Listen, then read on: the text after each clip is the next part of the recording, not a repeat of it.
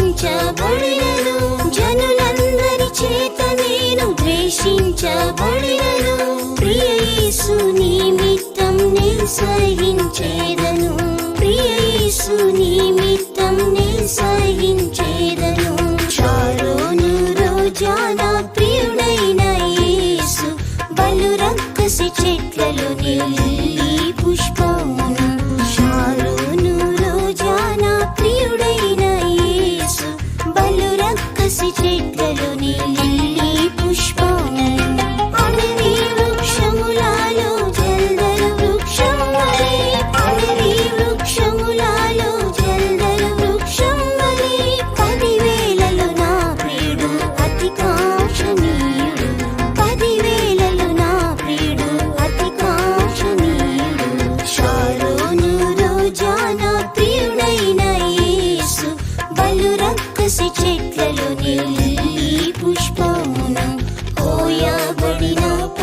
పరిమళ తైలం నా యేసు వేదనలో సువాసన వీచెను ఈ భూమిలో పోయబడిన పరిమళ తైలం నా యేసు వేదనలో సువాసన వీచెను ఈ భూమిలో పగదూషణ అసూయతో నన్ను హింసించినన్ పగదూషణ అసూయతో నన్ను హింసించినన్ నా క్రీస్తు నిమిత్తం సువాసన వీచెదన్ నా క్రీస్తు నిమిత్తం సువాసన వీచెదన్ షారోను రోజా నా ప్రియుడైన యేసు బలు రక్కసి చెట్లలో లిల్లీ పుష్పమును షారోను రోజా నా ప్రియుడైన యేసు బలు రక్కసి చెట్లలో లిల్లీ పుష్పమును అడవి వృక్షములలో జల్దరు వృక్షం వలె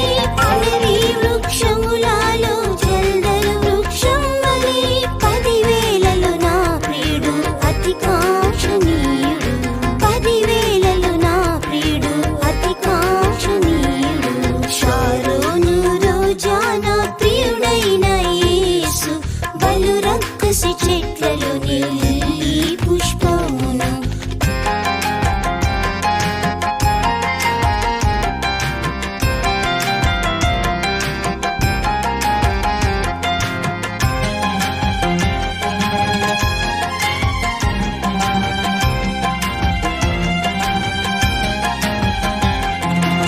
రత్నవర్ణుడు ధవళవర్ణుడు నా యేసే పరిశుద్ధత శ్రమ వలన అతి సుందరుడాయెను రత్నవర్ణుడు ధవళవర్ణుడు నా యేసే పరిశుద్ధత శ్రమ వలన అతి సుందరుడాయెను ముల్లావల కఠిన శ్రమలు నాకెదురైనను ముల్లావల కఠిన శ్రమలు నాకెదురైనను మూలుచు ప్రార్థించి మహిమాత్మతో నిండిదన్ మూలుచు ప్రార్థించి మహిమాత్మతో నిండిదన్ షారోను రోజా నా ప్రియుడైన యేసు బలు రక్కసి చెట్లలో లిల్లీ పుష్పమును షారోను రోజా నా ప్రియుడైన యేసు బలు రక్కసి చెట్లలో లిల్లీ పుష్పమును అడవి వృక్షములలో జల్దరు వృక్షం వలె అడవి వృక్షములలో జల్దరు వృక్షం వలె 10,000 నా ప్రియుడు అతి కాంక్షణీయుడు 10,000 నా ప్రియుడు అతి కాంక్షణీయుడు షారోను రోజా నా ప్రియుడైన యేసు బలు రక్కసి చెట్లలో లిల్లీ పుష్పమును వినబడుచున్నది నా ప్రియ యేసుని స్వరము ఇదిగో వచ్చుచున్నాడు నా పెండ్లి కుమారుడై వినబడుచున్నది నా ప్రియ యేసుని స్వరము ఇదిగో వచ్చుచున్నాడు నా పెండ్లి కుమారుడై పావురమలి నిష్కళంకమైన స్వభావంతో పావురమలి నిష్కళంకమైన స్వభావంతో వధువుగా మారిన ప్రియునేదుకొందును వధువుగా మారిన ప్రియునేదుకొందును షారోను రోజా నా ప్రియుడైన యేసు బలు రక్కసి చెట్లలో లిల్లీ పుష్పమును షారోను రోజా నా ప్రియుడైన యేసు బలు రక్కసి చెట్లలో లిల్లీ పుష్పమును అడవి వృక్షములలో జల్దరు వృక్షం వలె అడవి వృక్షములలో జల్దరు వృక్షం వలె 10,000 నా ప్రియుడు అతి కాంక్షణీయుడు 10,000 నా ప్రియుడు అతి కాంక్షణీయుడు షారోను రోజా నా ప్రియుడైన యేసు బలు రక్కసి చెట్లలో లిల్లీ పుష్పమును தேவன் యొక్క நாமமுனக்கு மகிமை கலுகுனதாக. இந்த ஆராதனை வேளையிலே நாம் சிந்திக்க పోగొడదాన విషయం జయ జీవియం. ఈ ఆరాధన సమయమందు మనం ధ్యానించబోతున్నటువంటి విషయం జయ జీవితము. జయ జీవియం நம்முடைய சபையின் ஒரு பிரதானமான உபதேசமாக இருக்கிறது. జయ జీవితం అనేది మన సంఘం యొక్క ఒక ప్రధానమైన ఉపదేశమై ఉన్నది. வெளிப்படு சேஷம் 21 அதிகாரம் 7 வசனத்தில் வாசிக்கிறோம். ప్రకటన గ్రంథం 21వ అధ్యాయం 7వ వాక్యమును మనం చదువుతున్నాము. ஜெயம் கொள்கிறவன் எல்லாவற்றையும் சோம்பெடுத்துக் கொள்வான், நான் அவன் தேவனாய் இருப்பேன், அவன் என் குமாரனாய் இருப்பான். ஜெயம் கொள்ளுகிறவன் எல்லாவற்றையும் சுதந்திரித்துக் கொள்வான். జయించువాడు సమస్తమును స్వాధీనపరచుకొనును.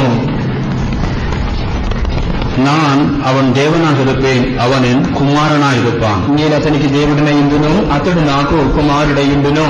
ஜெயம் கொள்ளுகிறவன் தான் தேவனிடத்திலிருந்து எல்லாவற்றையும் சுதந்திரித்துக் கொள்ள முடியும். జయించువాడే దేవుని యొద్ద నుంచి సమస్తమైన వాటిని స్వతంత్రించుకొనగలడు. இந்த பூமியிலே நாம் தேவனுடைய பிள்ளைகளாக இருக்கிறதுனாலே ஜெபத்தின் மூலமாக అనేక కార్యங்களை நாம் దేవునిடத்தில் கேட்டு பெற்றுக் கொள்ளுகிறோம். ఈ యొక్క భూమిలో మనం దేవుని యొక్క పిల్లలమై ఉన్నందువలన ప్రార్థన ద్వారా దేవుని యొక్క నుంచి అనేకమైన కార్యములు అడిగి మనం వాటిని పొందుతున్నాము. நித்தியத்திலே கடந்து போய் ஒரு மனிதன் நித்தியத்தில் இருக்கிறதான ஆசீர்வாதத்தை அவன் சுதந்திரித்துக் கொள்ள வேண்டும் என்று சொன்னால் அவன் செய்யக்கூடியதான பிரதானமான ஒரு காரியம் அவன் ஜெயம் கொள்ள வேண்டும். నిత్యములోనికి వెళ్లి నిత్యములో ఉన్నటువంటి ఆశీర్వాదములను ఒక మనుషుడు స్వాధీనపరుచుకునవలనంటే అతడు చేయవలసినటువంటి ప్రధానమైన కార్యము ఒక జయ జీవితమై ఉన్నది. பரலோகத்தின் ஆசீர்வாதத்தை சுதந்திரித்துக் கொள்ள ஒரு மனிதன் ரட்சிக்கப்பட்டதினாலோ ஞானஸ்தானம் எடுத்ததினாலோ பரிசுத்தாவின் அபிஷேகத்தை பெற்றுக்கொண்டதினாலோ போதாது.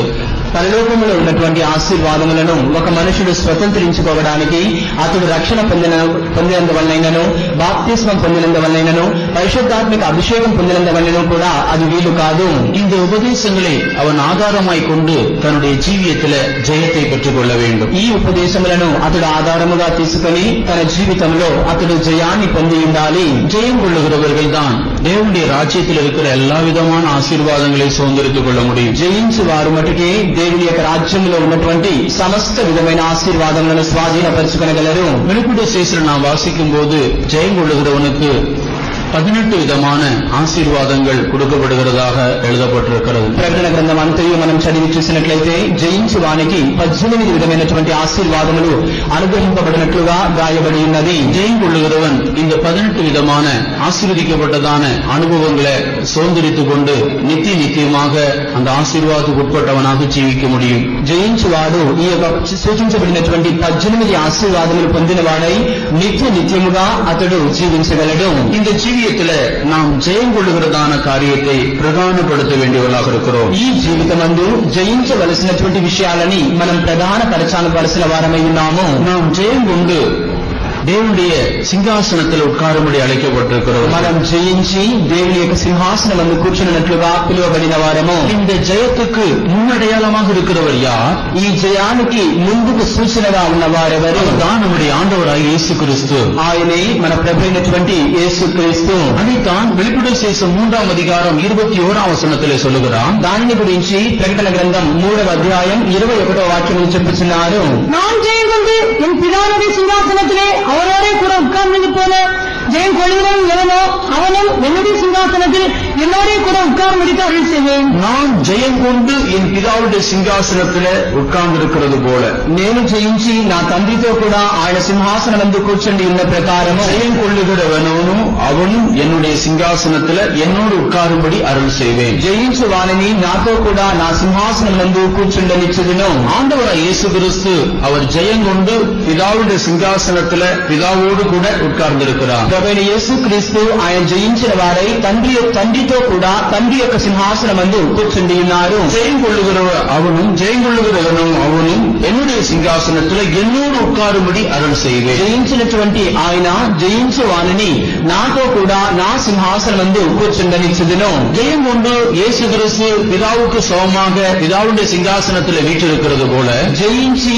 ప్రభువైనటువంటి యేసుక్రీస్తు తండ్రితో సమానంగా తండ్రి సింహాసనం నందు కూర్చుండి ఉన్న ప్రకారముగానే ஜெயம் ஜெயம் கொள்ளுகிறவன் எவனோ அவனும் அவரோடு கூட அந்த மகிமையான சிங்காசனத்தில் உட்காரும்படி அவர் அருள் செய்கிறார். జయించు వాడెవడో వాడు కూడా ఆయనతో కూడా కలిసి ఆ మహిమ కలిగిన సింహాసనం అందు కూర్చునడానికి ఆయన అనుగ్రహించుచున్నారు. இந்த ஜெயம் நம்முடைய ஜீவியத்தின் லக்காக காணப்பட வேண்டும். ఈ జయం మన జీవితం యొక్క గురిగా కనబడవలెను. ஜெயம் கொள்ளாத ஒருவனும் சிங்காசனத்தை சுதந்திரித்துக் கொள்ள முடியாது. జయించని వాడెవడు కూడా సింహాసనాన్ని స్వాధీనపరచుకొనలేడు. ஒரு ராஜா யுத்தத்துல அவன் ஜெயம் எடுத்தால் தான் சிங்காசனத்தை சுதந்திரித்துக் கொள்ள முடியும். ఒక రాజు యుద్ధమందు జయించినప్పుడే సింహాసనాన్ని స్వాధీనపరచుకొనగలడు. நாம் இந்த ஆவிக்குரிய யுத்தம் செய்து இதில் நாம் ஜெயம் கொண்டால் தான் சிங்காசனத்தை போய் அடைய முடியும். మనము కూడా ఈ యొక్క ఆత్మీయ జీవితాన్ని చేసి ఇందులో మనం జయించినప్పుడు మటుకే సింహాసనాన్ని స్వాధీనపరచుకొనగలము. அனைவர் இந்த ஜீவியத்தை ஒரு ஆவிக்குரிய யுத்தமாக எடுத்துக் கொள்ளுகிறதில்லை. అనేక మంది ఈ జీవితాన్ని ఒక ఆత్మీయ యుద్ధముగా వారు ఎంచుకోవడం లేదు. பூமியில ஜீவிப்பதற்கு ஒரு தெய்வம் அவசியமாக இருக்கிறது. ఈ భూమిలో జీవించడానికి ఒక దేవుడు అవసరమై ఉన్నారు. நன்மை செய்வதற்கு ஒரு ஆண்டவர் தேவை. మేలు చేయడానికి ఒక దేవుడు అవసరమే. அதனாலே இயேசு என்கிறதான தெய்வத்தை நமக்காக வைத்திருக்கிறோம். కనుక యేసు అనే దేవుని మన కొరకై మనం ఉంచుకుని ఉన్నాము. இந்த அடிப்படையிலே தான் அநேகருடைய ஜீவியம் காணப்படுகிறது. దీనిని ఆస్పదం చేసుకుని అనేక మంది యొక్క జీవితం కనబడుచున్నది. இந்த தேவனை இந்த அடிப்படையிலே தான் தொழுது கொண்டு வருகிறார்கள். ఈ దేవుని ఇటువంటి వాటి మీద ఆధారం చేసుకుని వారు ఆరాధించుచున్నారు. இந்த வாழ்க்கை ஒரு யுத்த களம் என்றோ இதில் ஒரு யுத்தம் செய்து ஜெயத்தை சுதந்திரித்துக் கொள்ள வேண்டும் என்றோ வெளிப்படுத்தில்லாதவர்களாகவே அநேக விசுவாசிகளும் இருக்கிறார்கள். ఈ జీవితం అనేది ఒక యుద్ధ రంగమని గాని మనం ఈ జీవితాన్ని జయించి స్వాధీనపరచుకునవలని అనేక మంది విశ్వాసులు ఇటువంటి ప్రకటన లేని వారు జీవించుచున్నారు. யுத்த களத்தில் இருக்கிறதான ஒரு யுத்த வீரனை போல அநேகர் ஆயத்தமாக இல்லாதபடினாலே சாத்தான் அநேகரை லகுவாக விழத்தட்டி விடுகிறான். యుద్ధ రంగంలో ఉన్నటువంటి ఒక యుద్ధ వీరుడు సన్నద్ధుడై ఉన్న ప్రకారముగా అనేకులు సన్నద్ధులై లేకుండా పోవడం ద్వారానే సాతాను అనేక మందిని సులువుగా పడద్రోయించున్నాడు. யுத்த வீரன் என்று சொல்லுகிறவன் அவன் தன்னை காத்துக் கொள்வதற்கும் தன்னுடைய தேசத்தை காத்துக் கொள்வதில் அவன் கவனமாக இருக்கிறான். ఒక యుద్ధ వీరుడు చెప్పబడుచున్నవాడు తన్ను కాపాడుకోవడానికి మరియు తన దేశాన్ని కాపాడుకోవడానికి అతడు జాగ్రత్త కలిగి ఉన్నాడు. ஆண்டவராய் இயேசு கிறிஸ்து இந்த பூமியில வந்தபோது அவர் ஒரு சரியான யுத்தத்தை செய்து முடித்தார். ప్రభువైన యేసు క్రీస్తు తాను ఈ భూమికి వచ్చినప్పుడు ఒక సరైనటువంటి యుద్ధాన్ని ఆయన చేసి ముగించెను. அவர் யுத்தம் செய்யும்படியான 3 வல்லமைகள் அவருக்கு விரோதமாக போராடியது. ఆయన యుద్ధం చేయనట్లుగా 3 విధమైన శక్తులు ఆయనకు విరోధముగా పోరాడి ఉన్నవి. உலகம், மாம்சம், பிசாசு என்கிறதான வல்லமைகள். లోకము, శరీరము, అపవాది అనే శక్తులు. கண்களின் இச்சை, ஜீவனத்தின் பெருமை என்கிறதான வல்லமைகள். నేత్రాశ, జీవపు డంబము అనే శక్తులు. கண்களின் இச்சை, மாம்சத்தின் இச்சை, ஜீவனத்தின் பெருமை என்கிறதான இந்த 3 காரியங்களை கொண்டு வந்து பிசாசு அவருக்கு விரோதமாக பரீட்சை வைத்தான். నేత్రాశయు, శరీరపాశయు, జీవపు డంబము అనే 3 అంశములను తీసుకుని వచ్చి అపవాది అయిన వాడు ఆయనకు శోధనలో ఉంచెను. ஆண்டவராய் இயேசு கிறிஸ்து இந்த 3 விஷயங்களிலும் அவர் ஜெயம் கொண்டு சிங்காசனத்தை சுதந்திரித்திருக்கிறார். ప్రభువైన యేసు క్రీస్తు ఈ 3 విషయములలో కూడా జయించిన వారై సింహాసనాన్ని స్వాధీనపరచుకొనెను. நாமும் சும்மாக கொஞ்ச நாட்கள் இந்த பூமியில ஜீவித்து ஞாயிற்றுக்கிழமை ஆராதனைக்கு வந்துவிட்டு கொஞ்ச நாள் கழிச்சு வயதான பிறகு செத்து போனா பரலோகத்துக்கு போயிடலாம் என்றுதான் அநேகர் எண்ணிக்கொண்டிருக்கிறார். మనము కూడా ఏదో కొన్ని రోజులు మనం బ్రతికినంత కాలం ఆదివారం ఆరాధనకు వచ్చి మనం కూటమిలో కలుసుకుని మనకు వయసు గతించిన తర్వాత మనం చనిపోతాము, అటు తర్వాత మనం పరలోక రాజ్యానికి వెళ్ళవచ్చునని అనేక మంది అనుకునిస్తున్నారు. கொஞ்ச நாள் விசுவாசிகளாக ஜீவிக்க வேண்டும், కొద్ది రోజులు విశ్వాసులుగా జీవించాలి, உண்மையாய் நடக்க வேண்டும், నమ్మకముగా నడుచుకునవలెను, பரிசுத்தமாக இருக்க வேண்டும், పరిశుద్ధముగా ఉండాలి, சாட்சியாக இருக்க வேண்டும், సాక్ష్యం కలిగి ఉండాలి, மரித்து போக வேண்டும், చనిపోవాలి, ஒரு நல்ல அடக்க ஆராதனை, ఒక మంచి భూస్థాపన కార్యక్రమం, சாட்சிகள், సాక్ష్యములు, மரணமே உன் கூரங்கை, பாதாளமே உன் ஜெயமே என்று சொல்லி அடக்க ஆராதனை, మరణమా నీ ముల్లెక్కడా, పాతాళమా నీ విజయం ఎక్కడా అని చెప్పి ఒక మంచి భూస్థాపన కార్యక్రమము. ஒரு பாவி மரித்து போனால் அதே வார்த்தை தான், ఒక పాపి చనిపోయినను అదే మాటలే, எல்லாருக்கும் அதே வசனம் தான், అందరికీ అదే వాక్యమే. வாசித்து மண்ணு போட்டு எல்லாம் மூடிவிட்டு போனால் మనం ఆ విధముగా చదివి మట్టి వేసి మనం పూడ్చిపెట్టి వెళ్ళిన తరువాత ஆனால் இயேசு ஒருவர் அப்படியே எல்லாரும் உயிரோடு இருந்து போய்விடுவோம். ఒక రోజు యేసు ప్రభువు వేధించును, అప్పుడు అందరూ సజీవులమై లేచి వెళ్ళుదాము. அது ஒருபோது நடக்க போகிறதில்லை. అది నిజముగా ఎన్నడూ సంభవించదు. 1000 பேர் நல்ல சாட்சி கொடுக்கலாம், 1000 మంది మంచి సాక్ష్యం ఇవ్వచ్చును, நல்ல அடக்கார நடத்தலாம், మంచి భూస్థాపన కార్యక్రమం జరిగించవచ్చును, பெரிய பாஸ்டர்மாரெல்லாம் வந்து அடக்கார நடத்தலாம். పెద్ద పెద్ద పాస్టర్లు గారు వచ్చి భూస్థాపన జరిగించవచ్చును. அவன் இந்த 3 வல்லமைகளையும் ஜெயம் கொள்ளாமல் மரித்து போனால் அவன் ஒருபோது உயிர்த்தெழவும் முடியாது, சிங்காசனத்தை சுதந்திரித்துக் கொள்ளவும் முடியாது. అయితే ఈ మూడు విధమైనటువంటి శక్తులను అతడు జయించకుండానే మరణించినట్లయితే ఎన్నడూ కూడా అతడు పునరుత్థానం చెందనేరడు, సింహాసనాన్ని పొందనేరడు. ஜெயம் கொள்ளுகிறவன் என்று சொன்னால் எல்லாவற்றையும் மேற்கொள்ளுகிறவன். జయించువాడనగా సమస్తాన్ని అధిష్ఠించువాడు. ஜெயம் கொள்ளுகிறவன் என்று சொன்னால் எல்லா வல்லமைகளையும் கீழ்ப்படுத்துகிறவன். జయించువాడనగా సమస్త శక్తులను లోబరిచువాడు. ஜெயம் கொள்ளுகிறவன் என்று சொன்னால் அவனோடு கூட யுத்தத்துக்கு எந்த வல்லமைகள் எல்லாம் கடந்து வருகிறதோ அத்தனை வல்லமைகளையும் ஜெயம் கொள்ளுகிறவன் தான் அவன் ஜெயம் கொண்டவன். జయించువాడనగా అతనితో కూడా విరోధముగా ఎన్ని శక్తులు అతనికి ఎదురవుతున్నవో వాటన్నిటినీ జయించి లోబరిచిన వాడే జయించిన వాడే ఉన్నాడు. அதனாலே நம்முடைய ஜீவியம் ஜெய ஜீவியமாய் காணப்பட வேண்டும். కనుక మన జీవితం అన్నది జయ జీవితమై కనబడవలెను. பரிசுத்த ஜீவியத்திற்கும் ஜெய ஜீவியத்திற்கும் மிகுந்த வித்தியாசம் உண்டு. పరిశుద్ధ జీవితానికి జయ జీవితానికి అత్యధికమైన భేదమున్నది. பரிசுத்த ஜீவியம் என்று சொல்கிறது ஒரு தனியான பகுதி, ஜெய ஜீவியம் என்று சொல்கிறது ஒரு தனியான பகுதி. పరిశుద్ధ జీవితం అన్నది ఒక విభిన్నమైన భాగము, జయ జీవితం అన్నది మరొక భాగమై ఉన్నది.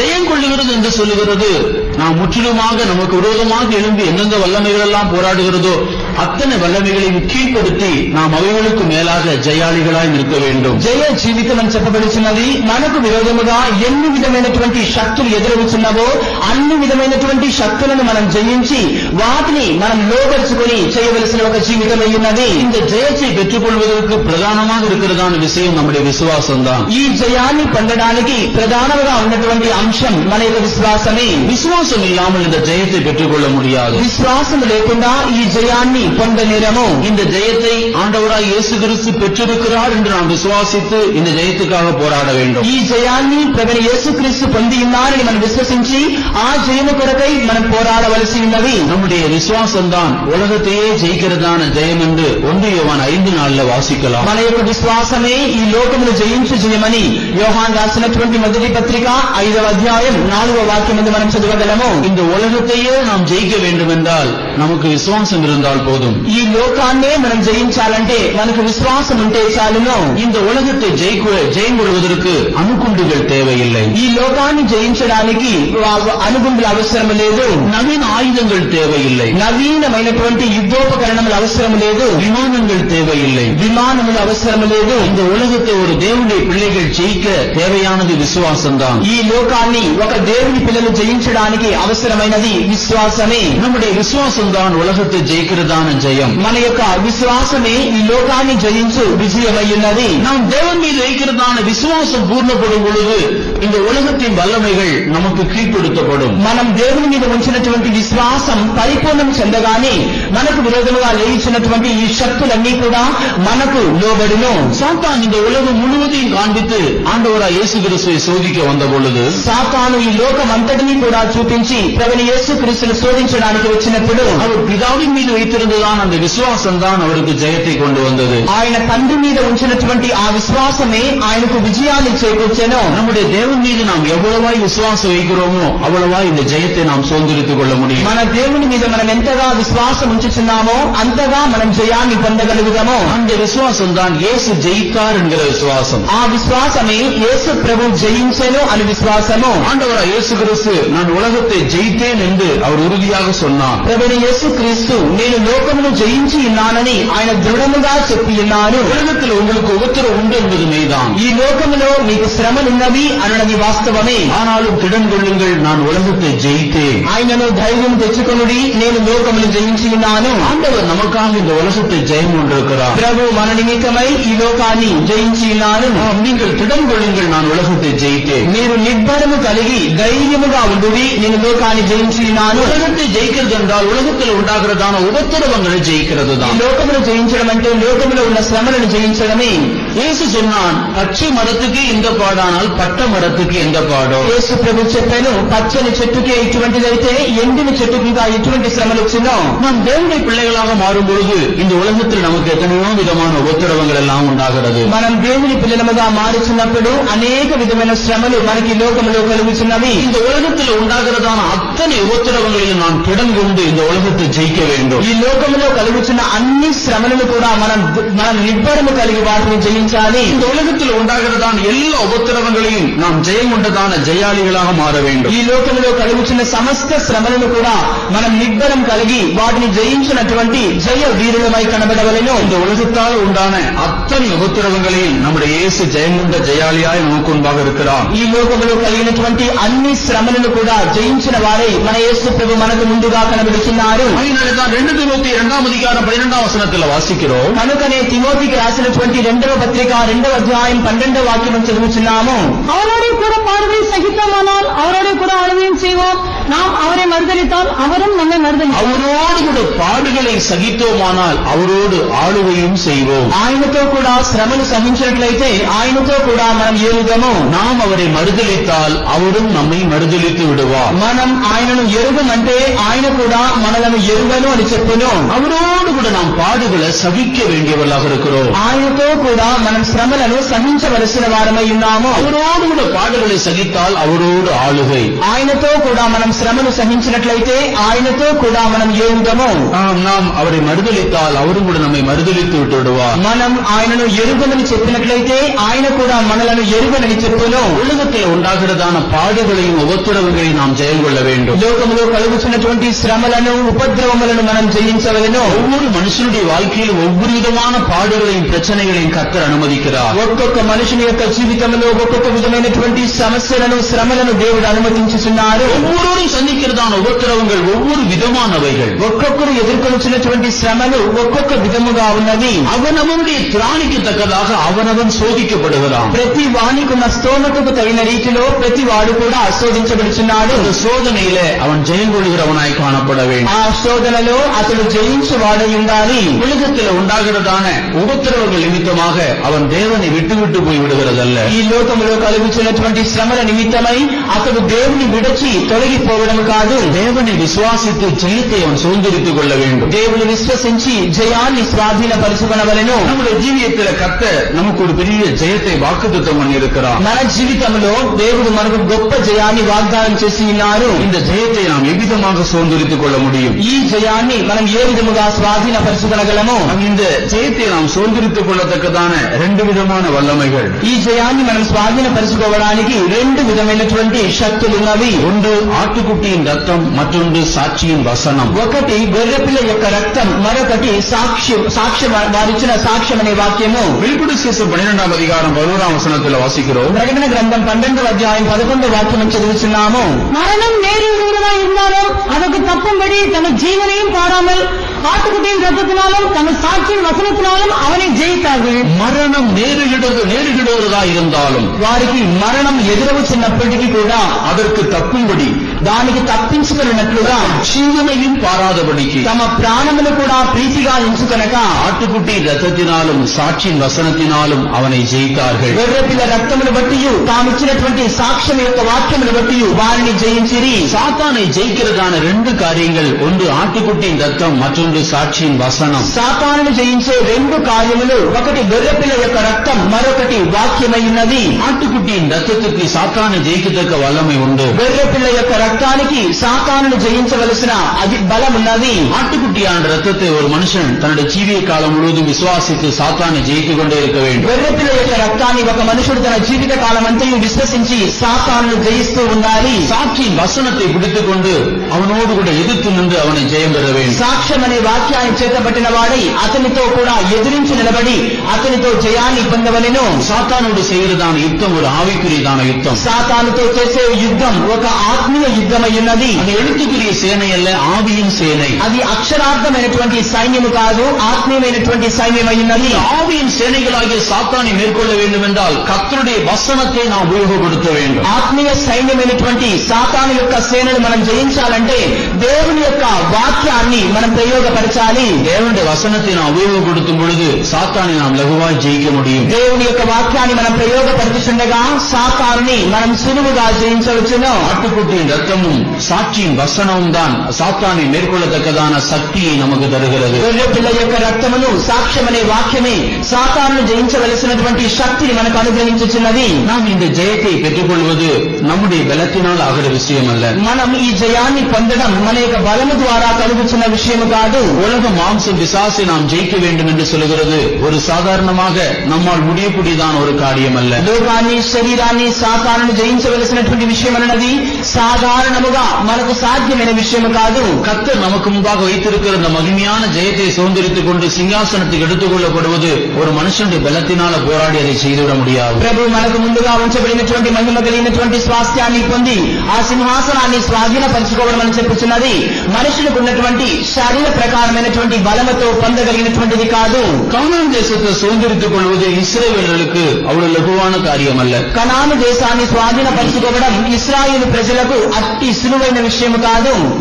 கானான் தேசத்துல இவர்களை காட்டிலும் பலத்த ஜாதி அங்கே வாசம் பண்ணி கொண்டிருக்கிறது. ఏలయనగా కనాను దేశంలో వీరికంటే బలమైన జాతి అక్కడ వసించుచున్నారు.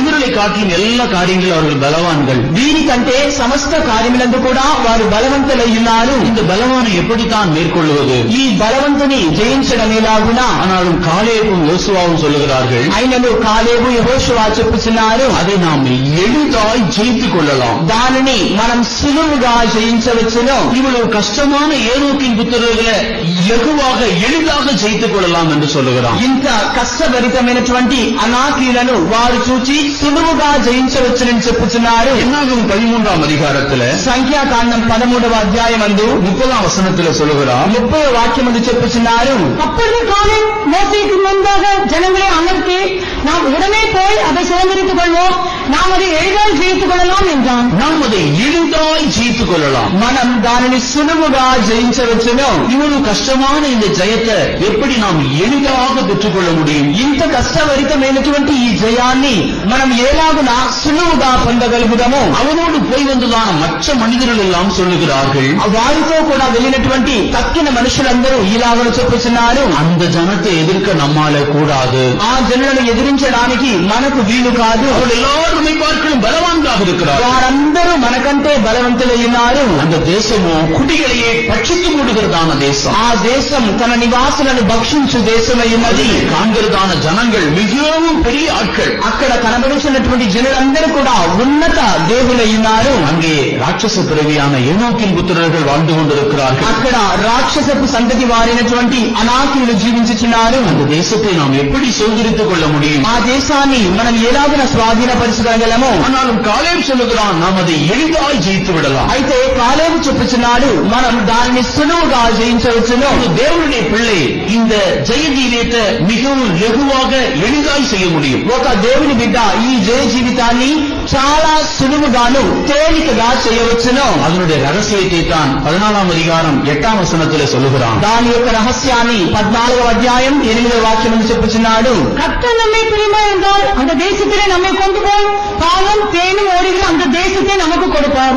அடுத்த வசனம், கர்த்தருக்கு விரோதமாக மாத்திரம் கலகம் பண்ணாதிருங்கள், அந்த தேசத்தின் ஜனங்களுக்கு நீங்க பயப்பட வேண்டியதில்லை, அவர்கள் நமக்கு இறையவார்கள், அவர்களை காத்த நிழல் அவர்களை விட்டு விலகி போயிட்டு கர்த்தர் நம்மோடு இருக்கிறார், அவர்களுக்கு பயப்பட வேண்டியதில்லை என்றார்கள். கர்த்தர் நம்மோடு இருக்கிறார். యెహోవా మనకు తోడై ఉన్నాడు. கர்த்தர் நம்மேல் பிரியமாய் இருந்தால், ప్రభు మన మీద ఇష్టపడి ఉన్నట్లయితే, அந்த தேசத்துல நாம் போய் அந்த தேசத்தை ஜெயம் கொள்கிறதல்ல, அந்த தேசத்துல அவர் நம்மை கொண்டு போய் பாலும் தேடும் பொழுதான தேசத்தை நமக்கு கொடுப்பார். మనం వెళ్లి ఆ దేశాన్ని జయించడం కాదు కానీ ఆయన తానే మనల్ని తీసుకుని వెళ్లి పాలు తేళ్లు ప్రవహించు ఆ దేశాన్ని మనకు అనుగ్రహించెను.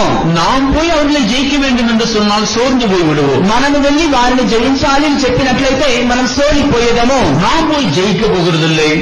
మనం వెళ్లి జయించబోవడం లేదు. நாம் அந்த குடிகளை பட்சிக்கிறதான தேசத்தை போய் நாம் போய் சுதந்திரித்துக் கொள்ள போகிறதில்லை. తన నివాసులను భక్షించు దేశాన్ని వెళ్లి మనం స్వాధీనపరచుకోవడం లేదు. கர்த்தர் அந்த தேசத்தை நமக்கு கொடுப்பார். ప్రభువు ఆ దేశాన్ని మనకు అనుగ్రహించెను. எப்பொழுது கொடுப்பார்? ఎప్పుడు ఆయన మనకిచ్చెను? கர்த்தர் நம்மேல் பிரியமாய் இருந்தால். దేవుడు మన మీద ప్రీతికరముగా ఉన్నట్లయితే, அருமையான தேவனுடைய பிள்ளையே, ప్రియమైనటువంటి దేవుని యొక్క బిడ్డ, கர்த்தர் உன்மேல் பிரியமாய் இருந்தால், దేవుడు నీ మీద ప్రీతికరముగా ఉన్నట్లయితే, கர்த்தர் உன்மேல் பிரியமா இருக்கத்தக்கதான் இடத்தில் நீ ஜீவித்தால், దేవుడు నీ మీద ప్రీతికరముగా ఉండే ఒక స్థలములో నీవు జీవించినట్లయితే கர்த்தர் உன்னை இந்த தேசத்தில் கொண்டு போய் லகுவாய் சேர்த்து விடுவார். అవును, ప్రభు నిన్ను ఆ దేశంలోనికి తీసుకుని వెళ్లి సులువుగా చేర్చును. அந்த மகிமையான சிங்காசனத்தில் கொண்டு போய் லகுவாய் அமர்த்தி விடுவார். ఆ మహిమ కలిగిన సింహాసనం ఎద్దకు నిన్ను సులువుగా తీసుకుని వెళ్లి చేర్చును. இந்த ஜெயம் கர்த்தர் நம்மோடு இருந்தால் மாத்திரம்தான் நடைபெறும். ఈ జయం ప్రభు మనకు తోడై ఉన్నప్పుడు మటుకే మనకు ప్రాప్తించును. தன்னுடைய சொந்த மாம்சத்தை அவன் ஜெயிக்க வேண்டும் என்றால் கர்த்தர் அவனோடு இல்லாவிட்டால் அவன் ஜெயிக்க முடியாது. తన సొంత శరీరాన్ని అతను జయించాలంటే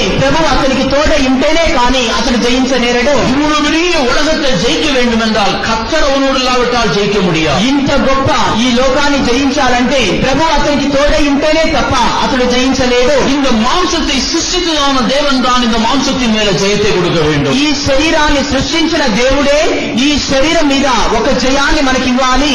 நாமே நம்முடைய மாம்சத்தின் மீது ஜெயம் கொள்ள முடியாது. మనమే మన శరీరం మీద ఒక జయాన్ని పొందలేము. அவர்கள் தங்கள் மாம்சத்தின் மீது தாங்களே போராடி தோற்று விடுகிறார்கள். వారు తమ శరీరం మీద తామే పోరాడి వారు ఓడిపోతున్నారు. மாம்சத்தின் கிரியைகளை அழிக்கப்பட வேண்டும் என்றால் தேவ ஆவியினாலே தான் அது நடைபெறும். శరీర క్రియలను నశింప చేయవలనంటే దేవుని ఆత్మ ద్వారానే అది సాధ్యపడును. இந்த மாம்சத்தை சிருஷ்டித்துதான் அந்த சிருஷ்டிகர்த்தர் தான் தம்முடைய ஆவியினால் இந்த மாம்சத்தை கீழ்ப்படுத்தி ஒரு மனிதனுக்கு ஜெயத்தை கொடுக்கிறார். ఈ శరీరాన్ని సృష్టించినటువంటి సృష్టికర్త తామే ఈ శరీరంలో పోరాడుతున్న క్రియలను లయపరచడానికి ఆయన ఆత్మను అనుగ్రహించి ఒక జయాన్ని ఇచ్చుచున్నారు. உன்னுடைய மாம்ச இச்சைகளாகிய வல்லமைகள் நீ ஒரு சரியான ஜெய ஜீவியம் செய்யக்கூடாதபடிக்கு உன்னோடு போராடி கொண்டிருக்கிறது. నీ శరీర ఇచ్చలు అనే ఒక దురాత్మలన్నీ కూడా నీవు సరైన ఒక జయ జీవితం చేయకుండా ఉండడానికి నీతో కూడా అవి పోరాడుతూనే ఉన్నవి. என்னுடைய சொந்த மாம்சத்தை என்னாலே ஜெயிக்க முடியவில்லையே என்று நீ அதைரியப்பட்டுக் கொண்டிருக்கிறான். నా సొంత శరీరాన్నే నేను జయించలేకుండా పోతున్నానే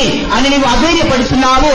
மகிமையான தேவனுடைய பிள்ளையே, ప్రియమైనటువంటి దేవుని యొక్క బిడ్డ, உன்னுடைய சொந்த மாம்சத்தை ஜெயிக்க உன்னாலே ஒருபோதும் முடியாது. నీ సొంత శరీరాన్ని జయించడానికి ఎన్నడూ కూడా నీకు వీలు కాదు. உன்னுக்குள் இருக்கிறதான ஆவியானவர் தான் மாம்சத்தின் மீது ஜெயத்தை கொடுக்கிறவர். నీలో ఉన్నటువంటి ఆత్మైన వారే ఆ యొక్క శరీరం మీద నీకు జయాన్ని అనుగ్రహించువారు. நாம் கர்த்தருடைய ஆவியானவர் இந்த விஷயத்தில் ஜெயத்தை கொடுக்க வல்லவராய் நம்மோடு இருந்தால், దేవుని యొక్క ఆత్మైన వారు ఈ విషయంలో జయాన్ని ఇవ్వడానికి మనకు తోడై ఉన్నట్లయితే, கர்த்தர் நம்மேல் பிரியமாயிருந்தால், ప్రభువు మన మీద ప్రీతిగా ఉన్నట్లయితే நம்முடைய மாம்சத்தை அவர் நமக்கு கீழ்ப்படுத்தி தருவார். మన శరీరాన్ని ఆయనే మనకు లోబరిచి ఇచ్చును. அதனாலே மாம்சத்தின் கிரியைகளை அவர் அழித்து போட்டு நம்மை ஜெயாளிகளாய் இந்த ஜீவியம் செய்ய உதவி செய்வார். కనుకనే శరీర క్రియలను ఆయన లయం పరిచి ఒక జయ వీరులుగా ఈ జీవితం చేయడానికి సహాయం చేయను. உன்னுடைய சொந்த பலத்தை கொண்டு உன்னுடைய மாம்சத்தோடு நீ எப்படி போராட முடியும்? నీ సొంత బలముతో నీ శరీరముతో నీవేలాగున పోరాడగలవు? உன்னுடைய மாம்சமோ உனக்கு மிஞ்சினதான அது அரக்க பலனாக இருக்கிறது. నీ యొక్క శరీరం అయితే నీకు మించినటువంటి ప్రాకారం వంటి బలము కలిగినదై ఉన్నది. அது ஒரு ஏனோக்கின் புத்திரன். అది రాక్షస బలము కలిగినదై అనాకు వంశమై ఉన్నది. அது பாவ மாம்ச சரீரம். అది పాపపు మాంసపు శరీరమై ఉన్నది. இந்த பாவ மாம்ச சரீரத்தை நீ ஜெயம் கொள்ள வேண்டும் என்றால் ஆவியின் பலன் அவசியம். ఈ పాప మాంసపు శరీరాన్ని జయించాలంటే ఆత్మ బలం అవసరమైనది. இல்லை என்றால் இந்த மாம்சத்தை உன்னால் ஜெயிக்க முடியாது. లేనట్లయితే ఈ మాంసాన్ని నీవు జయించలేవు.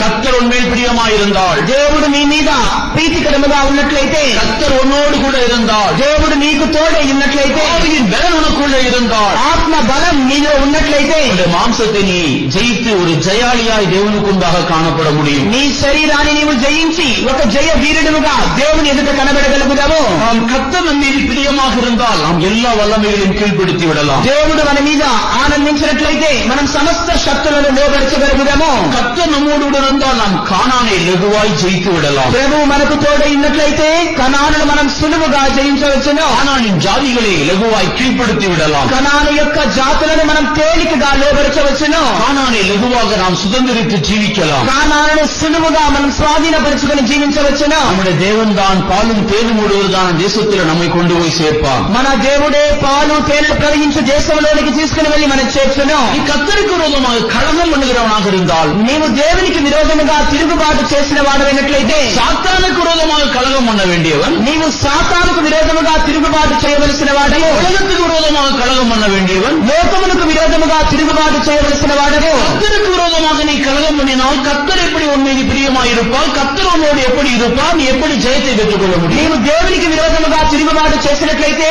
దేవుడు నీకు ఏలాగున తోడుగా ఉండెను, నీవు ఏలాగున వాటిని జయించి స్వాధీనపరచుకొనగలవు. நீங்கள் எதை வேண்டுமானாலும் செய்யுங்கள், మీరు వేటినైనను చేయుడి, ஆனாலும் கர்த்தருக்கு விரோதமாக மாத்திரம் நீங்கள் கலகம் பண்ண வேண்டாம். అయితే దేవునికి విరోధముగా మట్టుకు మీరు తిరుగుబాటు చేయకుడి. கர்த்தர் நம்மோடு இருந்தால் நமக்கு அந்த ஜெயத்தை தருவார். దేవుడు మనకు తోడైనట్లయితే మనకు ఆ జయాన్ని అనుగ్రహించెను. அருமையான தேவனுடைய பிள்ளையே, ప్రియమైనటువంటి దేవుని యొక్క బిడ్డ, நம்முடைய ஜெய ஜீவியத்தினுடைய ஒரு பெரிதான ரகசியம் கர்த்தர் நம்மோடு இருக்கிறது தான். మన జయ జీవితం యొక్క గొప్ప రహస్యం ఏమిటనగా ప్రభువు మనకు తోడై ఉండడమే. கர்த்தர் நம்மோடு இருக்கிற வரையிலும் எல்லா வல்லமையும் நமக்கு பயந்து கொண்டிருக்கும். ప్రభువు మనకు తోడై ఉన్నంత వరకు కూడా సమస్త శక్తులు కూడా మనకు భయపడి ఉండును. கர்த்தர் நம்மோடு இருக்கிற வரையிலும் எல்லா ஆவிகளும் நமக்கு பயந்து கொண்டிருக்கும். ప్రభువు మనకు తోడై ఉన్నంత వరకు కూడా సమస్త ఆత్మలు మనకు భయపడును. சவுல் ராஜாவா இருந்தான், సౌలు రాజుగా ఉండెను, எல்லாம் அவனுக்கு கீழ்ப்பட்டிருந்தது. సమస్తం అతనికి లోబడి ఉండెను. ஆனால் கர்த்தருடைய ஆவியான அவனை விட்டு போய்விட்டார். ఒకనాడు దేవుని ఆత్మ అతని విడచి తొలగిపోయెను. அங்கிருந்துதான் எல்லா பொல்லாத ஆவிகளும் வந்து அவனை பிடித்துக் கொண்டது. వెంటనే అక్కడున్న దురాత్మలన్నీ కూడా వచ్చి అతన్ని గరపించెను. அதன் பிறகு ஜெயத்துக்காக போராடி போராடி பிரயாசப்பட்டான். అటు తరువాత జయం కొరకై పోరాడి పోరాడి ప్రయాసపడెను. அவனுடைய முழு பலத்தோடு கூட சத்துருக்களோடு அவன் போராடினான். తనకున్న పూర్తి బలముతో శత్రువులకు విరోధముగా పోరాడెను. ஜெயம் அவனால் காண முடியாத ஒன்றாகவே போய்விட்டது. అయితే విజయం అంటే ఏమిటో అతడు చూడలేనిదిగానే అది కనబడెను. தாவீதோடு கர்த்தர் இருந்தார். దావీదుకు తోడుగా ప్రభువు ఉండెను. அதனால் அவன் எல்லாவற்றையும் கீழ்ப்படுத்தி விட்டான். కనుకనే అతడు సమస్తాన్ని లోబరచెను. அருமையான தேவனுடைய பிள்ளையே, ప్రియమైనటువంటి దేవుని యొక్క బిడ్డ, இந்த ஜெய ஜீவியத்தின் ரகசியமே ஆண்டவர் நம்மோடு இருப்பதுதான். ఈ జయ జీవితం యొక్క రహస్యమే ప్రభువు మనకు తోడై ఉండడమే. கர்த்தர் நம்மோடு இருந்தால் நாம் எல்லாவற்றையும் ஜெயித்து விடலாம். ప్రభువు మనకు తోడై ఉన్నట్లయితే మనం అన్నిటినీ జయించవచ్చును. அதனாலே கர்த்தருக்கு விரோதமாய் கலகம் பண்ணாதபடிக்கு கர்த்தருக்கு பிரியமான இடத்துல ஜீவிக்கிற அந்த ஜீவியத்தை நாம் காத்துக் கொள்வோம் என்றால் ஜெயம் நம்முடைய ஜீவியத்திலே தானாகவே வரும். కనుక ప్రభువులకు మనం విరోధముగా తిరుగుబాటు చేయకుండా దేవుని ఇష్టపడుచున్నటువంటి ఒక జీవితాన్ని మనం కాచుకున్నట్లయితే జయం అన్నది తనకు తానుగానే మన ఎదుకు వచ్చి చేరును. நாம் ஜெயத்தை லகுவாய் சுதந்திரித்துக் கொள்ளலாம். మనం జయాన్ని సులువుగా స్వాధీనపరచుకునవచ్చును. எப்தா தன்னுடைய ஜெயத்துக்காக ஒரு பொருத்தனை அவன் பண்ண வேண்டியது இருந்தது. ఎఫ్తా తన జయము కొరకై ఒక నిబంధన చేయవలసి వచ్చెను. அம்மோன் புத்திரரை நீ கையிலே ஒப்பு கொடுத்துவிருந்தால், అమ్మోనియను ఆ చేతికి నీవు అప్పగించినట్లయితే, நியாயாதிபதிகளின் புத்தகம் 11ஆம் அதிகாரம் 30ஆம் வசனத்தில் வாசிக்கிறோம். న్యాయాధిపతుల గ్రంథం 11వ అధ్యాయం 30వ వాక్యాన్ని మనం చదువుతున్నాము. அப்பொழுது யெப்தா கர்த்தருக்கு ஒரு பொருத்தனை பண்ணி, தேவரே அம்மோன் புத்திரரை என் கையில் ஒப்பு கொடுத்தால் நான் அம்மோன் புத்திரரிடத்திலிருந்து சமாதானத்தோடு திரும்பி வரும்போது என் வீட்டு வாசற்படியிலிருந்து எனக்கு எதிர்கொண்டு வருவது எதுவோ அது கர்த்தருக்கு உரியதாகும், அதை சர்வாங்க தகன பலியாக செலுத்துவேன் என்றான். அம்மோன் புத்திரரை அவன் மேற்கொள்வதற்காக ஒரு பொருத்தனையை பண்ணினான். అమ్మోన్ పుత్రులను అతను జయించడానికి ఒక నిబంధన చేశాను. நான் அம்மோன் புத்திரத்திலிருந்து சமாதானத்தோடு திரும்பி என் வீட்டுக்கு வந்தால் என் வீட்டு வாசல்படியிலிருந்து எது எதிர்கொண்டு வருகிறதோ அதை கர்த்தருக்குரியதாகும் என்று பொருத்தனை செய்தான். నీవు నా చేతికి అమ్మోనిని నిశ్చయముగా అప్పగించిన ఎడలా నేను అమ్మోనిని ఎదురు క్షేమముగా తిరిగి వచ్చినప్పుడు నన్ను ఎదుర్కొనుటకు నా ఇంటి ద్వారం నుండి బయలుదేరి వచ్చినదేదో అది యెహోవాకు ప్రతిష్ఠితమగునని చెప్పాను. அதை நான் சர்வாங்க தகன பலியாக செலுத்துவேன். నేను దాన్ని సర్వాంగ దహన బలిగా చెల్లించుదును. கர்த்தர் அவர்களை அவன் கையிலே ஒப்பு கொடுத்தான். ప్రభువు వారిని తన చేతికి అప్పగించెను. அந்த பொருத்தனை நிமித்தமாக அவனுக்கு ஒரு ஜெயம் உண்டாயிற்று. ఆ నిబంధన ద్వారానే అతనికి ఒక జయము కలిగెను. அம்மோன் புத்திரரை மேற்கொண்டு அவன் ஜெயத்தோடு சந்தோஷத்தோடும் தன் வீட்டுக்கு திரும்பி வந்தான். అమ్మోనియను జయించి జయముతోను సంతోషముతో అతడు తన ఇంటికి తిరిగి వచ్చెను. அந்த ஜெயத்தை கொண்டாடுகிறவளாக அவனுடைய ஒரே குமாரத்தி தம்புரு வாசித்து நடனம் செய்து அவனுக்கு எதிர்கொண்டு ஓடி வந்தாள். ఆ యొక్క జయాన్ని సంతోషంతో ఆచరించుటకై తనకున్నటువంటి ఒకే ఒక కుమార్తె తంబుర చేత పట్టుకొని నటనముతో అతనిని ఎదుర్కొని వచ్చాను. அவனுக்கு ஒரே பிள்ளையானவள். ఆమె అతనికున్న ఏకైక కుమార్తె అయి ఉండెను. அவளை அல்லாமல் அவனுக்கு வேறு குமாரத்திகளோ வேறு குமாரர்களோ இல்லை. ఆమె లేకుండా లేకుండా అతనికి వేరొక కుమారుడైనను కుమార్తె అయినను లేకుండా ఉండెను. தன்னுடைய வீட்டு வாசலிலிருந்து தன்னுடைய மகள் ஓடி வருகிறதை கண்டபோது அவனுடைய இருதயம் உடைந்தது. తన ఇంటి ద్వారం యొద్ద నుంచి తన కుమార్తె ఎదురవుతుండగాని అతని హృదయం బద్దలాయెను. நான் கர்த்தரை நோக்கி சொல்லிவிட்டேன், నేను ప్రభువుతో ఇలాగున చెప్పి ఉన్నాను, ஜெயத்தை கர்த்தர் எனக்கு கட்டளையிட்டிருக்கிறார், జయాన్ని ప్రభువు నాకు అనుమతించి ఉన్నారు. அதனாலே நான் வாயை திறந்து சொல்லிவிட்டேன், కనుక నేను నా నోరు తెరచి చెప్పి ఉన్నాను. நான் மாற்றக்கூடாது என்று சொன்னான். నేను దానిని మార్చకూడదని చెప్పాను. நான் வாயை திறந்து சொல்லிவிட்டேன், அதை நீ மாற்ற முடியாது. నేను నోరు తెరచి చెప్పి ఉన్నాను కనుక దానిని ఇక మార్చనేరను. அவருடைய மகளை கர்த்தருக்கென்று கொடுக்க அவன் ஆயத்தமாக இருந்தான். తన కుమార్తెను ప్రభువు కొరకై చెల్లించడానికి సంసిద్ధముగా ఉండెను.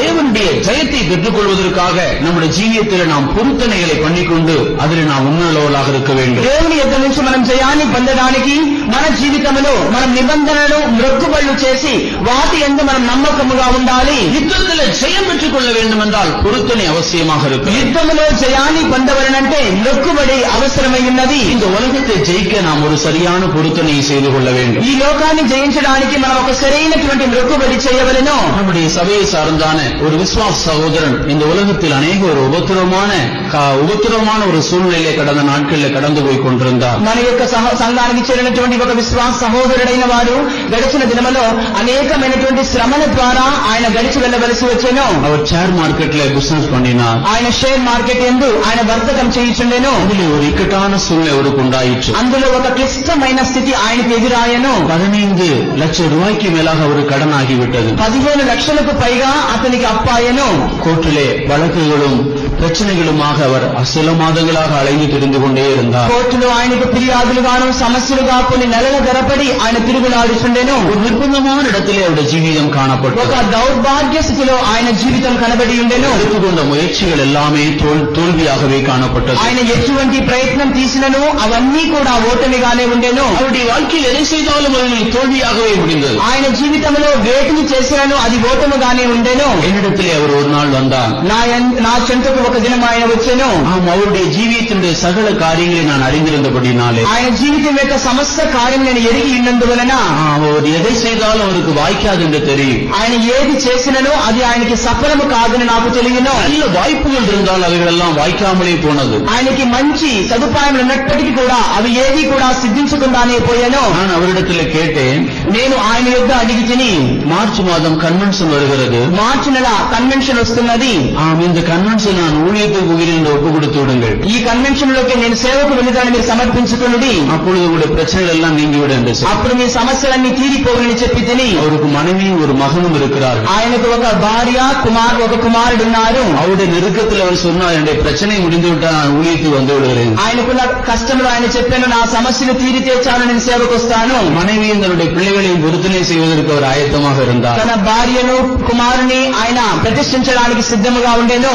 இந்த பொருத்தனையை அவர் செய்துவிட்டு போன மாத்திரத்திலே அவருடைய காரியங்கள் எல்லாம் மாற்றம் சம்பவிக்க ஆரம்பித்தது. ఈ ప్రతిష్ఠ ఆయన చేసి వెళ్ళిన వెంటనే ఆయన కార్యములన్నిటిలో ఒక మార్పు కలగడానికి ప్రారంభించను. அவருக்கு விரோதமாக இருந்தான அந்த பேங்க்ல இருந்து எல்லாரும் இவருக்கு அனுகூலமாக மாறினார். ఆయనకు విరోధముగా బ్యాంక్ లో ఉన్న వారందరూ కూడా ఆయనకి అనుకూలముగా మారిరి. கோர்ட்டிலே கேஸ் நடந்திருந்தால் எத்தனை ஆண்டுகள் முடிவு ஆகும் என்று தெரியாது. కోర్టులో ఒక కేసు జరిగినట్లయితే ఎన్ని సంవత్సరముల గడబడి జరుగునో తెలియదు. ஆனாலும் அந்த வாரத்துக்குள்ளாகவே அத்தனை காரியங்களும் முடியும்படியான சூழ்நிலை கர்த்தர் உண்டாக்கினார். ఆ వారములోనే దానికి సంబంధించిన కార్యములన్నీ ముగించబడినట్లుగా ప్రభు సహాయం చేసెను. கோர்ட்டில் இருந்ததான கேசுகள் எல்லாம் வாபஸ் ஆகப்பட்டது. కోర్టులో ఉన్నటువంటి కేసులన్నీ కూడా వాపస్ తీసుకునబడెను. எல்லாரும் சமாதானமானார்கள். అందరూ సమాధానపడి அவருடைய பிரச்சனைகள் சில நாட்களுக்குள்ளாக எல்லாம் முடிந்துவிட்டது. ఆయన సమస్యలు కొద్ది దినముల లోప సమస్యలు కూడా పూర్తి అయిపోయాను. அதிலிருந்து அவர் மீளவே முடியாத ஒரு சூழ்நிலை தான் காணப்பட்டார். అందులో నుంచి ఆయన బయటికి రాలేనటువంటి ఒక స్థితిలో కనబడెను.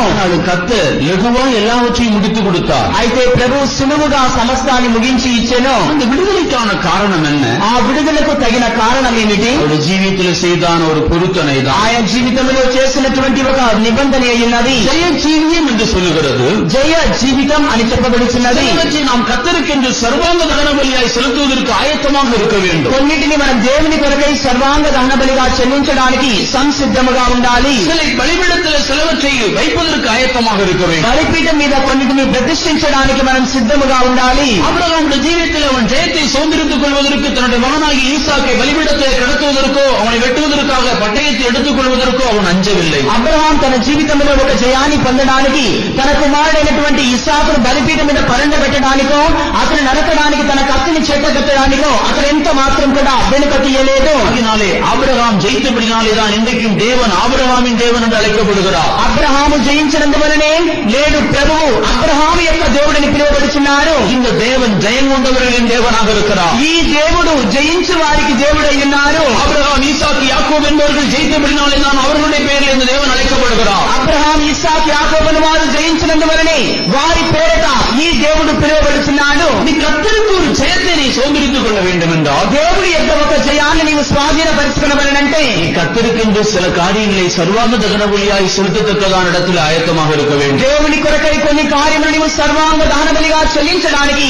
సిద్ధముగా ఉండాలి. எப்தா தன்னுடைய மகளை அவன் அப்படி கர்த்தருக்கென்று கொடுக்க அவன் எந்த விதத்திலும் தாமதிக்கவில்லை. యెఫ్తా ఆ విధముగా తన కుమార్తెను ప్రభువు కొరకై ఇవ్వడానికి ఎంత మాత్రం కూడా వెనుకంజ వేయలేదు. கர்த்தரை நோக்கி வாய் திறந்து சொல்லிவிட்டேன், அதை நான் மாற்றக்கூடாது. నేను ప్రభువు యొక్క నోరు తెరిచి చెప్పి ఉన్నాను, నేను దానిని మార్చలేను. அவளுடைய மகளும் சொன்னால் అతని యొక్క కుమార్తె కూడా చెప్పాను, உன்னுடைய வாயிலிருந்து புறப்பட்டபடியே எனக்கு செய்யும். నీ నోట నుంచి బయలుదేరి వచ్చిన ప్రకారముగానే నాకు జరిగించము. அவளுடைய பொருத்தனையில அவர் உண்மையாக இருந்தான். అతని యొక్క నొక్కుబడి ఎందు నమ్మకస్తుడై ఉండేను. அதனாலே அவன் ஜெயத்தை சுதந்திரித்துக் கொள்ளக்கூடிய மனுஷனாக இருந்தான். కనుకనే అతడు జయాన్ని స్వాధీనపరుచుకునే మనుషుడై ఉండేను. இந்த ஜெயம் நம்முடைய பிரயாசத்தினால் வந்து விடாததில்லை. ఈ యొక్క జయం మన యొక్క ప్రయాసము ద్వారా కలుగునది కాదు. இந்த ஜெயத்தை நாம் பெற்றுக் கொள்வதற்கு நம்முடைய ஆண்டவரையே நாம் சார்ந்து கொள்ள வேண்டும். ఈ జయాన్ని మనం పొందడానికి మనం దేవునినే మనం ఆశ్రయించాలి. இந்த ஜெயம் கிழக்கிலும் மேற்கிலும் வனாந்திர திசையிலிருந்து நமக்கு வராது. ఈ జయం అనేది తూర్పు నుంచైనను పడమట దిక్కు నుంచైనను లేదా అరణ్య దిక్కు నుంచైనను మా ఎద్దకు రాదు. நாம் 75ஆம் சங்கீதம் 6ஆம் வசனத்தில் வாசிக்கிறோம். 75వ కీర్తనలోని 6వ వాక్యం నుండి మనం చదువుతున్నాము. கிழக்கிலும் மேற்கிலும் வனாந்தர திசையிலிருந்து ஜெயம் வராது. கிழக்கிலும் மேற்கிலும் வனாந்திர திசையிலிருந்து இந்த ஜெயம் வராது. తూర్పు నుండి అయినను పడమట నుండి అయినను అరణ్యము నుండి అయినను ఈ జయం మనకు కలుగదు. ஜெயம் எங்கே இருந்து வரும்? జయము ఎక్కడి నుండి వచ్చును? ஜெயம் கர்த்தரிடத்திலிருந்து தான் வருகிறது. జయం అన్నది దేవుని యొద్ద నుంచి వచ్చుచున్నది. நாம் நீதிமொழிகள் 21:31 வாசிக்கிறோம். సామెతల గ్రంథం 21:31 మనం చదువుచున్నాము. குதிரை யுத்தமாருக்கு ஆயத்தமாக்கப்படும் ஜெயமோ கர்த்தரால் வரும். ஜெயமோ கர்த்தரால் வரும். జయము యెహోవా వలనే కలుగును. குதிரை யுத்த நாளுக்கு ஆயத்தமாக மாத்திரம் செய்கிறது. యుద్ధము కొరకై గుర్రము సిద్ధపాటు మటుకే చేయుచున్నది. ஜெயமோ கர்த்தரால் வரும்.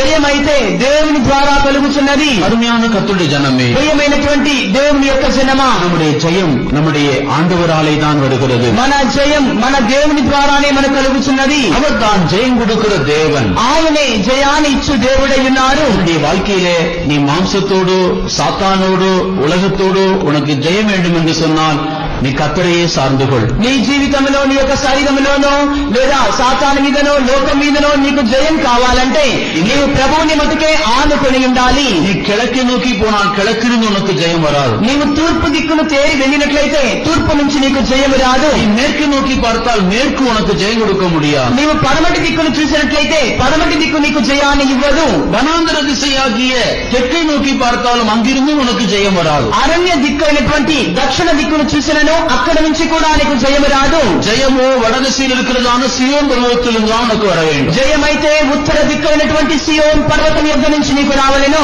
சியோன் பர்வதத்திலிருந்து தான் நமக்கு ஜெயம் உண்டாக வேண்டும். సియోన్ పర్వతం యొద్ద నుంచే మనకు జయం కలుగాలి. சியோன் பர்வதத்திலே தான் மகாராஜாவாகி நம்முடைய இயேசு வீற்றிருக்கிறார். సియోన్ పర్వతం మీదనే మహారాజు అయినటువంటి మన యేసు ప్రభు ఆసీనుడై ఉన్నారు. நம்முடைய மகாராஜா தான் நமக்கு ஜெயத்தை கொடுக்கிறவர். మన మహారాజే మనకు జయాన్ని ఇచ్చువారు. உன்னுடைய வாழ்க்கையிலே உண்டாகாத ஜெயத்துக்காக நீ சோர்ந்து போய்விட வேண்டாம். నీ జీవితంలో నీకు కలుగకుండా ఉండే జయాన్ని గురించి నీవు సోలిపోవద్దు. உனக்கு ஜெயம் கொடுக்கும்படி நம்முடைய கர்த்தர் காத்திருக்கிறார். నీకు విజయాన్ని ఇవ్వడానికి మన ప్రభువు కాచుకొని ఉన్నారు. நம்முடைய இந்த ஆவிக்குரிய வாழ்க்கையிலே நாம் ஜெயம் கொள்ளும்படியாகவே கர்த்தர் நம்மை அழைத்திருக்கிறார். మన యొక్క ఈ ఆత్మీయ జీవితంలో మనం జయాన్ని పొందడానికే ప్రభు మనల్ని పిలిచి ఉన్నారు. இந்த சாத்தானை ஜெயிக்கத்தக்கதான வாலிபர்களாய் நாம் எப்பொழுதும் காணப்பட வேண்டும். ఈ సాతానును జయించు యవ్వనస్తులమై మనం ఎల్లప్పుడూ కనబడుచుండాలి. வாலிபர்கள் தான் பலவான்கள். యవ్వనస్తులే బలవంతులై ఉన్నారు. వాలిబరే நீங்கள் బలవాన్களா இருக்கிறதுனாலே, యవ్వనస్తులారా మీరు బలాఢ్యులై ఉన్నందువలన. యోహాను 2వ అధ్యాయத்தில் వాసిக்கிறோம். యోహాను రాసిన మొదటి పత్రిక 2వ అధ్యాయంలో మనం చదువుచున్నాము. 13-14 వచనத்தில் వాసిக்கிறோம். 13-14 వాక్యాలలో మనం చదువుచున్నాము. பிதாக்களே, ஆதி முதல் இருக்கிறவரை நீங்கள் அறிந்திருக்கிறதுனாலும் உங்களுக்கு எழுதுகிறேன். வாலிபரே, பொல்லாதவனை நீங்கள் ஜெயித்தனால் உங்களுக்கு எழுதுகிறேன். பிள்ளைகளே, நீங்கள் பிதாவை அறிந்திருக்கிறதுனால் உங்களுக்கு எழுதுகிறேன். பிதாக்களே, ஆதி முதல் இருக்கிறவரை நீங்கள் அறிந்திருக்கிறதுனால் உங்களுக்கு எழுதுகிறேன். வாலிபரே, நீங்கள் பலவான்களாக இருக்கிறதுனாலும் தெய்வ வசனம் உங்களில் நிலைத்திருக்கிறதுனாலும் நீங்கள் பொல்லாங்கனை ஜெயித்ததுனாலும் உங்களுக்கு எழுதியிருக்கிறேன். வாலிபர்கள் தான் பொல்லாங்கனை ஜெயிக்க முடியும். యవ్వనస్తులే దుష్టుని జయించగలరు. பிதாக்களே, ஆதி முதலாய் இருக்கிறவரை நீங்கள் அறிந்திருக்கிறதுனாலே உங்களுக்கு எழுதுகிறேன். తండ్రులారా, ఆది మొదలుకొని ఉన్న వారిని మీరు ఎరిగి ఉన్నందువలన మీకు రాయిస్తున్నాను. பிதாக்கள் ஆதி முதலாய் இருக்கிறதான தேவனை அறிந்திருக்கிறார்கள். తండ్రులైతే ఆది మొదలుకొని ఉన్న ఆ దేవుని వారు ఎరిగి ఉన్నారు. ஆனால் வாலிபரோ பொல்லாங்கனை ஜெயிக்கக்கூடியவர்களாய் காணப்படுகிறார். యవ్వనస్తులైతే దుష్టులను జయించు వారే కనబడుతున్నారు. வாலிபர்கள் யார்? ఈ యవ్వనస్తులెవరు? அவர்கள் பலவான்களாக இருக்கிறார்களாம். వారు బలవంతులై ఉన్నారట. தேவ வசனம் அவர்களுக்கு இழைத்திருக்கிறது. దేవుని వాక్యం వారిలో నిలిచి ఉన్నది. நீங்கள் பொல்லாங்கனை ஜெயித்ததினாலே உங்களுக்கு எழுதுகிறேன். మీరు దుష్టుని జయించినందువలన మీకు రాయిస్తున్నాను. வாலிபனே, நீ உலகத்தில் உள்ளவைகளும் அன்பு கூற வேண்டாம். యవ్వనస్తుడా, నీవు ఈ లోకములైనను లోకములో ఉన్న వాటినైనను ప్రేమించకము. மாம்சத்தின் நிச்சயம், கண்கள் நிச்சயம், ஜீவனத்தையும் பெருமையுமாகிய உலகத்தில் உள்ளவைகள் எல்லாம் பிதாவினாலே உண்டானவைகள் அல்ல, அவையெல்லாம் உலகத்தினாலே உண்டானவைகள். నేత్రాశయు, జీవపడంబములు, శరీరాశయు ఇవన్నీ కూడా లోకములో ఉన్నవి.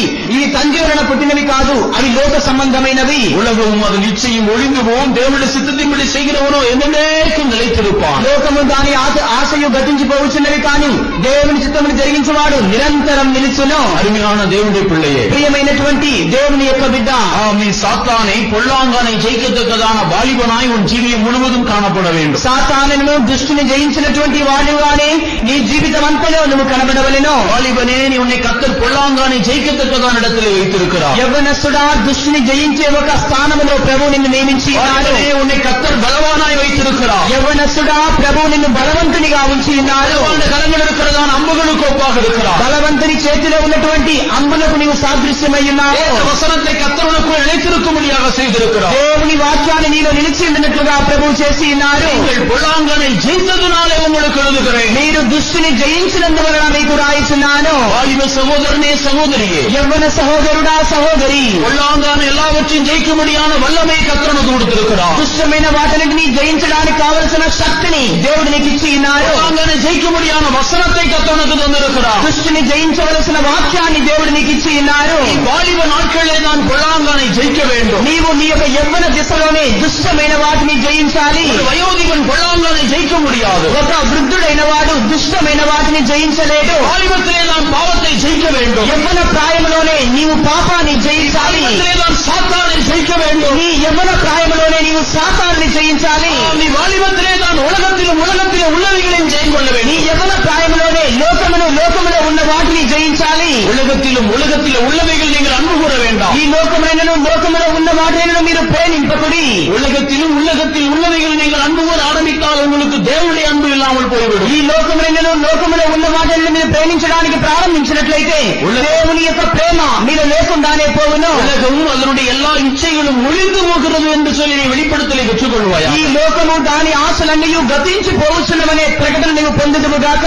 நீ தேவ சித்தத்தின்படி செய்கிற வாலிபனாக இருந்தால் என்றைக்கும் நீ நிலைத்திருப்பாய். నీవు దేవుని చిత్తం ప్రకారం జరిగించే యవ్వనస్తుడమైనట్లయితే నిరంతరం నీవు నిలిచి ఉందువు. யோவான் சொல்லுகிறார், பிள்ளைகளே, இது கடைசி காலமாக இருக்கிறது. యోహాను చెప్పుచున్నాడు, చిన్న పిల్లలారా, ఇది చివరి దినములై ఉన్నవి. அந்திகிறிஸ்து வெளிப்படும் நாட்களாக இருக்கிறது. అంత్యక్రీస్తు బయలుపడు దినములై ఉన్నవి. இப்பொழுது அநேக அந்திகிறிஸ்துக்கள் இருக்கிறார்கள். నేడు అనేక అంత్యక్రీస్తులున్నారు. அதனால இது கடைசி காலம் என்று அறிகிறோம். కనుక ఇది చివరి దినములని ఎరిగి ఉన్నాము. கடைசி காலத்தில் அநேக அந்திகிறிஸ்துடைய ஆவிகள் தேவனுடைய ஜனங்களுக்கு விரோதமாக போராடி ఈ கொண்டிருக்கிறது. చివరి దినములలో అనేక అంత్యక్రీస్తు ఆత్మలు దేవుని ప్రజలకు విరోధముగా పోరాడుతున్నవి. வாலிபரே, கர்த்தர் உங்களை பலவான்களாக வைத்திருக்கிறார். యవ్వనస్తులారా, ప్రభు మిమ్మల్ని బలవంతులుగా ఉంచి ఉన్నారు. அந்திகிறிஸ்துவின் ஆவிகளை அதமன்னத்தக்கதான பலனை கர்த்தர் உங்களுக்கு தந்திருக்கிறார். అంత్యక్రీస్తు యొక్క ఆత్మలను లయపరచు కావలసిన బలాన్ని దేవుడు మీకు ఇచ్చి ఉన్నారు. பொல்லாங்கனை ஜெயிக்கத்தக்கதான ஜெயாலியாய் தான் உன்னை கர்த்தர் சபையிலே வைத்திருக்கிறார். కీడును జయించే జయ వీరునిగానే ప్రభు నిన్ను సంఘంలో ఉంచి ఉన్నారు. வாலிபனே, உன்னுடைய தோல்வி ஜெயமாக மாறட்டும். యవ్వనస్తుడా నీ అపజయం జయముగా మారునుగాక. தோல்வியின் ஜீவியத்தை ஜெயமாக்கத்தக்கதான வல்லமை தேவனிடத்தில் உண்டு. నీ యొక్క అపజయం అనే జీవితాన్ని జయముగా మార్చడానికి కావలసిన శక్తి దేవుని యొద్ద ఉన్నది. கர்த்தருக்கு ஜெயத்தை கொடுக்க வல்லமுள்ள தேவனாக இருக்கிறார். దేవుడు నీకు జయాన్ని ఇవ్వడానికి శక్తివంతుడైన ప్రభువు అయి ఉన్నారు. கர்த்தருக்கு ஜெயத்தை கொடுக்கும்படியாக உன்னோடு கூட இருக்கிறார். నీకు జయాన్ని అనుగ్రహించడానికి ప్రభువు నీకు తోడై ఉన్నారు. ஆம், அவர் ஜெயத்தின் தேவன். ఆయన జయమునకు దేవుడై ఉన్నారు. அவரிடத்திலிருந்து நாம் ஜெயத்தை பெற்றுக்கொள்வோம். ఆయన యొద్ద నుంచి మనం జయాన్ని పొందుదాము. ஆம், இந்த ஜெயத்தை நாம் தேவனுடைய நாமத்தினாலே சுதந்திரித்துக் கொள்வோம். ఈ జయాన్ని దేవుని పేరిట మనం స్వతంత్రించుకుందాము. நம்முடைய ஆண்டவர் தாமே இந்த ஜெயத்தை நமக்கு கொடுக்க வல்லவராக இருக்கிறார் என்று நாம் விசுவாசிப்போம். మన ప్రభువు తామే ఈ జయాన్ని మనకు అనుగ్రహించడానికి శక్తివంతుడై ఉన్నాడని మనం విశ్వసించుదాము. ஆம், இந்த ஜெயத்தை நாம் பெற்றுக்கொள்வதற்கு మనం ఈ జయాన్ని పొందడానికి நாம் தீமையை நன்மையினாலே வெல்ல வேண்டும். కీడును మనం మేలు చేత జయించవలెను. நமக்கு உண்டாகிறதான தீமைகளுக்கு மாறாக நாம் தீமை செய்கிறதல்ல.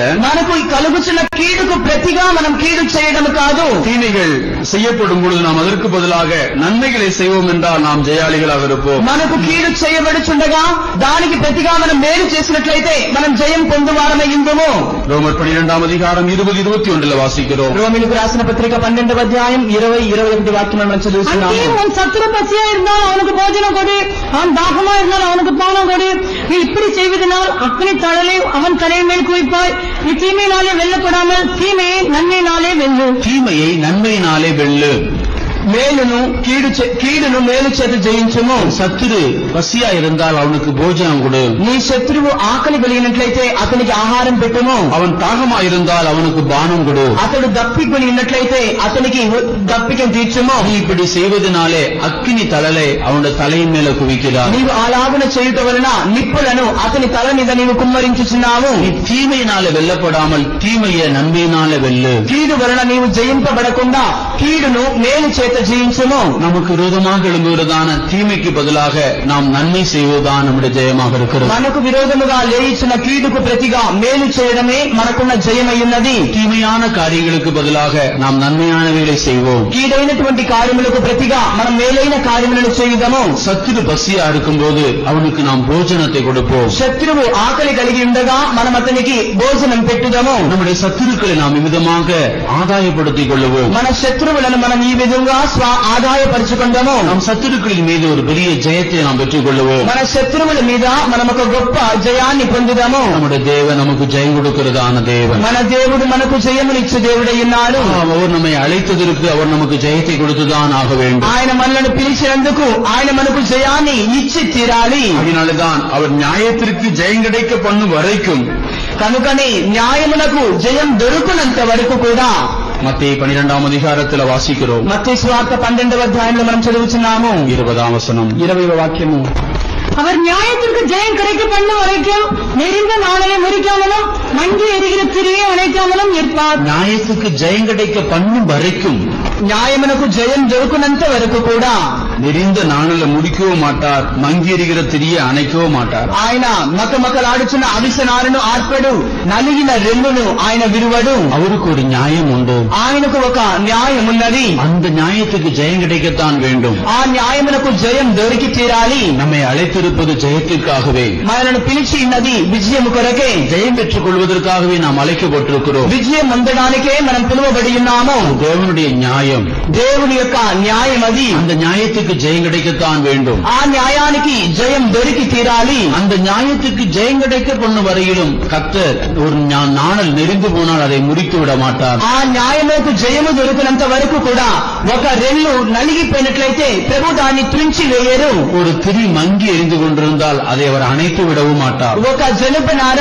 మకమకలాడుచు మండుచున్నట్లయితే ఆయన దానిని ఆర్పివేయడు.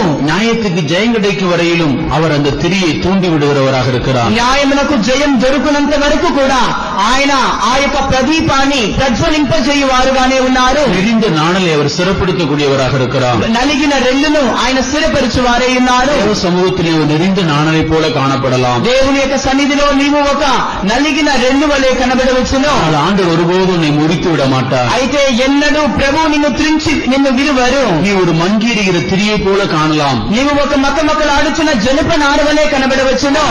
இந்த திரிக்கு இந்த விளக்குக்கு ஜெயம் கிடைக்கும் வரையிலும் கர்த்தர் அதை அணைத்து விட மாட்டார். ఈ దీపానికి ఈ వెలుగు దీనికి జయం దొరుకునంత వరకు కూడా ప్రభు ఆ యొక్క వెలుగును ఆర్పివేయరు. அதுவே நம்முடைய யுத்தத்தின் நம்பிக்கையாக இருக்கிறது. అదే మన యుద్ధమునకున్న ఒక నిరీక్షణ అయ్యున్నది. நம்முடைய தேவன் நமக்கு ஜெயத்தை கொடுக்க வல்லவராக இருக்கிறார். మన ప్రభు మనకు జయాన్ని ఇవ్వడానికి శక్తిమంతుడై ఉన్నారు. நம்முடைய ஆண்டவராகிய தேவன் நமக்கு எல்லா நிலவரத்திலும் ஜெயத்தை அளித்து நம்மை நடத்தும்படி தெரிந்து கொண்டபடினாலே நம்முடைய ஜீவியத்தை நாம் ஜெயம் பெற்றுக் கொள்ளாதிருக்கிறதான இடத்துல அவர் நம்மை அழித்து விட மாட்டார். కనుక మన దేవుడైతే మనం జయం పొంది సమస్తాన్ని చేయడానికి మనల్ని పిలిచి ఉన్నారు. కనుక మనం ఏ ఏ విషయాల్లో మన జీవితంలో జయం లేకుండా ఉన్నామో అటువంటి స్థితిలో మన ప్రభువు మనల్ని నాశనం మన లయము చేయరు.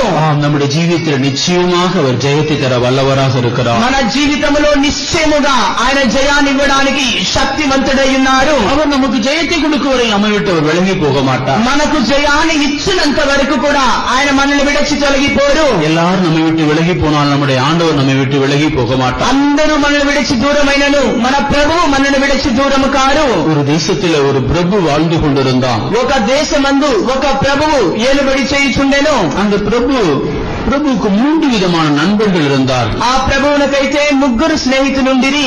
ஒருவன் மிகவும் தரித்திரனாக காணப்பட்டான். ఒకడు చాలా దరిద్రుడై కనబడెను. அதனாலே அந்த தரித்திரத்தை நீக்கும்படியாக அந்த பிரபு அநேக நேரங்களில் அவனுக்கு எல்லா உதவிகளையும் செய்து அவனை பராமரித்தான். అతనికి ఉన్నటువంటి దారిద్ర్యాన్ని తొలగించడానికి అన్ని సమయంలో కూడా ఆ యొక్క ధనం ప్రభువు తనకు కావలసినవన్నీ ఇచ్చి అతన్ని పరామర్శించెను. மற்றொரு நண்பன் சுமாரான ஒரு வசதியோடு இருந்தான். మరొక స్నేహితుడు అతడు ఒక సుమారు కలిగిన ఒక స్థితిలో ఉండేను. அவனுக்கு எப்போது உதவி தேவைப்படுகிறதோ அப்பொழுதெல்லாம் போய் உதவி செய்தான். అతనికి ఎప్పుడన్నా అవసరమై ఉన్నదో అప్పుడల్లా ఇతడు వెళ్ళి అతనికి సహాయం చేయను. மூன்றாவது நண்பன் இருந்தான். 3వ స్నేహితుడుండెను. அவன் எல்லா வசதியும் உடையவனாக இருந்தான். అతడు సమస్త వస్తువులు కలిగిన వాడై ఉండెను.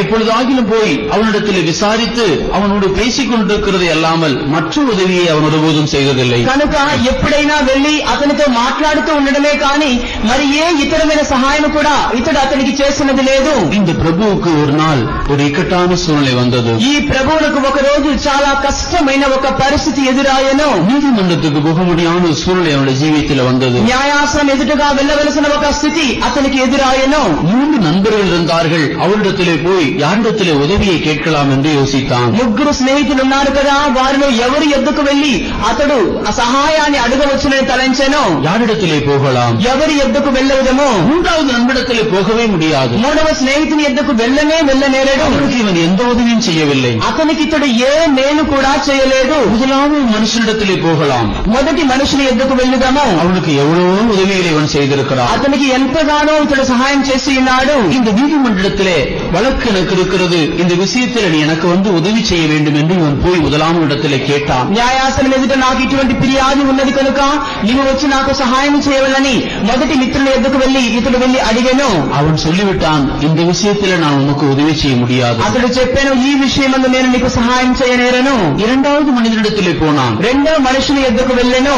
நான் வருகிறேன், வந்து ஒரு சாட்சி வேண்டுமானாலும் சொல்லுகிறேன், ஆனால் முடிவு வரையிலும் இந்த விஷயத்தில் உனக்கு நான் உதவியாக நிற்க முடியாது என்று నేను சொல்லிவிட்டான். వస్తాను, వచ్చి నీకు కావాల్సింటే సాక్ష్యం చెప్తాను కానీ చివరి వరకు నేను ఉండి నీకు సహాయం చేయలేనని చెప్పాను. மூன்றாவது நபரிடத்திலே போனான். 3వ మనిషి ఎద్దుకు వెళ్ళాను. அந்த மனுஷன் சொன்னான், ఆ మనుషుడు చెప్పాను, உனக்கு உதவி செய்தனுடைய கடமையாக இருக்கிறது. నీకు సహాయం చేయడం నాకు బాధ్యత ఉన్నది. இந்த விஷயத்தில் நான் விடுதலையை பெற்றுக்கொள்ள வரை நான் நம்மோடு கூட இருப்பேன். ఈ విషయమందు నీవు విడుదల పొందినంత వరకు నేను నీకు తోడైందును. அருமையான தேவனுடைய பிள்ளையே, ప్రియమైనటువంటి దేవుని యొక్క బిడ్డ, இந்த முதலாவது மனுஷன் யார்? ఈ మొదటి మనుషుడెవరు? அதுதான் இந்த உலகத்தில் இருக்கிறதான உலக பொருட்கள். అది ఈ లోకములో ఉన్నటువంటి లోక వస్తువులై ఉన్నవి. உலக பொருட்கள் உனக்கு எல்லா நிலவரத்திலும் உதவி செய்யாது. ఈ లోకంలో ఉన్న వస్తువులు అన్ని స్థితిలో నీకు సహాయం చేయవు. எல்லா காலத்தில் அவை உனக்கு உதவி செய்ய முடியாது. అన్ని సమయంలో నీకు అవి సహాయం చేయనేరవు. இந்த இரண்டாவது மனுஷன் தான் உலகத்தில் இருக்கிறதான மனுஷர்கள். ఈ 2వ మనుషుడే, 2వ మిత్రుడే లోకంలో ఉన్న మనుషులై ఉన్నారు.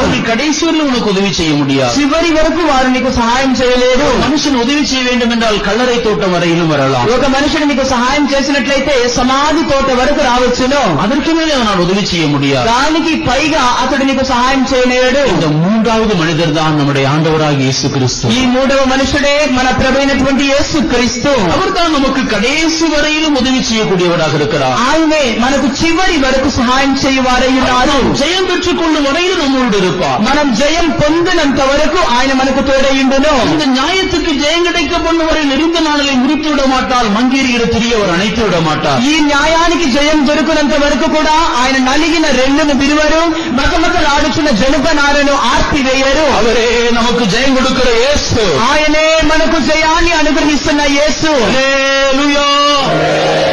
அவர்தான் நமக்கு ஜெயம் கொடுக்கிற ஆண்டவர். ఆయనే మనకు జయాన్ని అనుగ్రహిస్తున్న ప్రభువు. ஜெயத்தை நாம் சுதந்திரித்துக் கொண்டு சிங்காசனத்துக்கு போகும் வரையிலும் அவர் நம்மோடு இருப்பார், நம்மை விட்டு விலக மாட்டார். ఈ జయాన్ని మనం స్వాధీనపరుచుకొని సింహాసనం చెంత వరకు వెళ్ళు వరకు ఆయన మనకు తోడై ఉండును. ఆయన మనను విడచి తొలగిపోడు. அருமையான கர்த்தருடைய பிள்ளையே, ప్రియమైనటువంటి దేవుని యొక్క బిడ్డ, ஒரு ஜெய ஜீவியத்தை நாம் எல்லாரும் வாஞ்சிப்போம். ఒక జయ జీవితాన్ని మనం అందరం వాంఛించుదాము. உலகம் நமக்கு விரோதமாக எழும்பி வரும் பொழுது உலகத்துக்கு விரோதமாக யுத்தம் செய்து ஜெயத்தை பெறுவோம். లోకం మనకు విరోధముగా లేచి వచ్చేటప్పుడు లోకానికి విరోధముగా మనం ఒక యుద్ధం జరిగించుదాము. நம்முடைய சொந்த மாம்சம் நமக்கு விரோதமாக எழும்பி யுத்தம் செய்யும் பொழுது ஆவியின் பலத்தால் மாம்சத்தை கீழ்ப்படுத்தி ஜெயாளிகளாய் மாறுவோம். మన సొంత శరీరమే మనకు విరోధముగా యుద్ధానికి లేచి వస్తుండగా ఆత్మ బలము చేత శరీర క్రియలను నశింపజేసి మనం జయాన్ని పొందుదాము. சாத்தான் நமக்கு விரோதமாக எழும்பி வரும் பொழுது ஆட்டுக்குட்டியான் ரத்தத்தினாலும் சாட்சியின் வசனத்தினாலும் அவனை கீழ்ப்படுத்தி ஜெயாளிகளாய் மாறுவோம். సాతాను మనకు విరోధముగా లేచి వస్తున్నప్పుడు గొర్రెపిల్ల యొక్క రక్తము చేతను సాక్ష్యమనే వాక్యము చేతను అతన్ని లోవరిచి మనం జయాన్ని పొందుదాము. இந்த ஜெயத்தை ஒரு மனுஷன் சுதந்திரித்துக் கொள்ளும் பொழுது நித்தியத்தில் 18 விதமான ஆசீர்வாதங்களை சுதந்திரிக்கிறான். ఈ జయాన్ని ఒక మనుషుడు స్వాధీనపరుచుకొనుచుండగా నిత్యమందు 18 విధమైన ఆశీర్వాదములను స్వాధీనపరుచుకొనుచున్నాడు. அவனுடைய ஆசீர்வாதம் நித்திய நித்தியமாய் நிலைத்திருக்கக்கூடியதான ஆசீர்வாதங்கள். అతనికున్న ఆశీర్వాదం నిత్యముగా నిలిచి ఉన్న ఆశీర్వాదములై ఉన్నవి. வெளிப்படுத்தின விசேஷம் 2ஆம் அதிகாரம் 7ஆம் வசனத்தில் வாசிக்கும் போது, ప్రకటన గ్రంథం 2వ అధ్యాయం 7వ వాక్యం చదువుచుండగా, ஆவியானவர் சபைகளுக்கு சொல்லுகிறதை காதுள்ளவன் கேட்க கடவன். ஜெயம் கொள்கிறவன் எவனோ அவனுக்கு தேவனுடைய பரதேசின் மத்தியில் இருக்கிற ஜீவ விருட்சத்தின் கனியை புசிக்க கொடுப்பேன் என்கிறார். ஜெயம் கொள்ளுகிறவன் எவனோ அவன் தேவனுடைய பரதேசின் மத்தியில் இருக்கிறதான ஜீவ விருட்சத்தின் கனியை புசிக்க கொடுப்பேன். జయించు వాడెవడో వానికి దేవుని పరదేశంలో ఉన్న జీవ వృక్ష ఫలమును భుజింపనిత్తును. அந்த ஜீவ நதியின் இரு கரையிலும் இருக்கிறதான ஜீவ விருட்சத்தின் கனியை புசிக்க கொடுக்கிறான். ఆ జీవ నది యొక్క ఇరు ప్రక్కల ఉన్నటువంటి జీవ వృక్ష ఫలమును భుజింపడానికి ఇచ్చుచున్నారు. தேவனுடைய பரதேசின் மத்தியில் இருக்கிறதான ஜீவ விருட்சத்தின் கனியை நான் புசிக்க கொடுப்பேன். దేవుని యొక్క పరదేశ మధ్యలో ఉన్న జీవ వృక్ష ఫలమును నేను అతనికి భుజింపనిత్తును. இதுதான் ஆதாமினாலே புசிக்க முடியாதபடிக்கு தோட்டத்தை விட்டு புறம்பாக்கப்பட்டான். அந்த கனியை அவனாலே புசிக்க முடியவில்லை. ఈ యొక్క వృక్ష ఫలాన్ని భుజింపకుండా ఉండు నిమిత్తమై తోట నుంచి అతడు వెలివేయబడెను. ఈ ఫలములను అతడు భుజింపలేకుండా పోయెను. அந்த மகிமையான ஜீவ விருட்சத்தின் கனியை ஆண்டவர் நமக்கு புசிக்கும்படியாக கொடுப்பார். మహిమ కలిగినటువంటి ఆ జీవ వృక్ష ఫలములను మనం భుజించినట్లుగా ప్రభు వాటిని మనకు అనుగ్రహించెను. 2ஆம் அதிகாரம் 10ஆம் வசனத்தில் வாசிக்கிறோம், ஜீவ கிரீடத்தை உனக்கு தருவேன் என்று சொல்லுகிறார். 2వ అధ్యాయం 10వ వాక్యమును మనం చదువుచున్నాము. జీవ కిరీటం నీకు ఇచ్చుదునని చదువుచున్నాము. 10 நாள் உபத்திரவப்பட்டு மரணமடைந்து உண்மையா இருந்தால் ஜீவ கிரீடத்தை தருவேன். 10 దినములు శ్రమపడి మరణ పర్యంతరం నువ్వు నమ్మకముగా ఉన్నట్లయితే జీవ కిరీటం ఇచ్చుదును. கர்த்தர் நமக்கு ஜீவ கிரீடத்தை தருவான். ప్రభు మనకు జీవ కిరీటాన్ని ఇచ్చెను. அது ஜீவ கிரீடம், நீதியின் கிரீடம், மகிமையின் கிரீடம் என்கிற 3 பகுதியிலே உள்ளடக்கியதாக இருக்கிறது. జీవ కిరీటం అనేది నీతి కిరీటం, మహిమ కలిగిన కిరీటం, జీవ కిరీటం అనే 3 అంశములలో ఒకటై ఉన్నది. நாம் அதை 2 தீமோத்தேயு 4ஆம் அதிகாரம் 8ஆம் வசனத்தில் வாசிக்கிறோம். இது முதல் நீதியின் கிரீடம் உனக்கு வைக்கப்பட்டிருக்கிறது. తిమోతికి రాసినటువంటి 2వ పత్రిక 4వ అధ్యాయం 8వ వాక్యం చదువుచున్నాము. ఇది మొదలుకొని నీతి కిరీటం నాకు ఉంచబడి ఉన్నదని చదువుచున్నాము. நீதி உள்ள நியாயாதிபதியாய் கர்த்தர் அதை உனக்கு அந்நாளில் தந்தருளுவார். నీతి కలిగిన న్యాయాధిపతి అయినటువంటి ప్రభువు ఆ దినమందు దానిని మనకు అనుగ్రహించెను. தேவ நீதியை கைக்கொண்டு ஜீவிக்கிறதான மனுஷன் பெற்றுக்கொள்ள போகிறதான நீதியின் கிரீடம். దేవుని నీతిని గైకొని జీవిస్తున్న ఒక మనుషుడు పొందబోచున్న కిరీటమే నీతి కిరీటము. இது ஒரு நீதிமானு கிடைக்க போகிறதான கர்த்தர் கொடுக்க போகிறதான நீதியின் கிரீடமாக இருக்கிறது. ఒక నీతిమంతునికి ప్రభు అనుగ్రహించబోచున్న నీతి కిరీటమై ఉన్నది. 1 பேதுரு 5ஆம் அதிகாரம் 1 to 4ஆம் வசனம் வரையிலும் வாசித்தால், పేతురు రాసిన మొదటి పత్రిక 5వ అధ్యాయం మొదటి 4 వాక్యములు చదివినట్లయితే, மகிமையுள்ள வாராத கிரீடத்தை பெறுவீர் என்று சொல்லப்பட்டிருக்கிறது. మహిమ కలిగిన వాడబారని కిరీటాన్ని పొందు పొందుదురు అని రాయబడి ఉన్నది.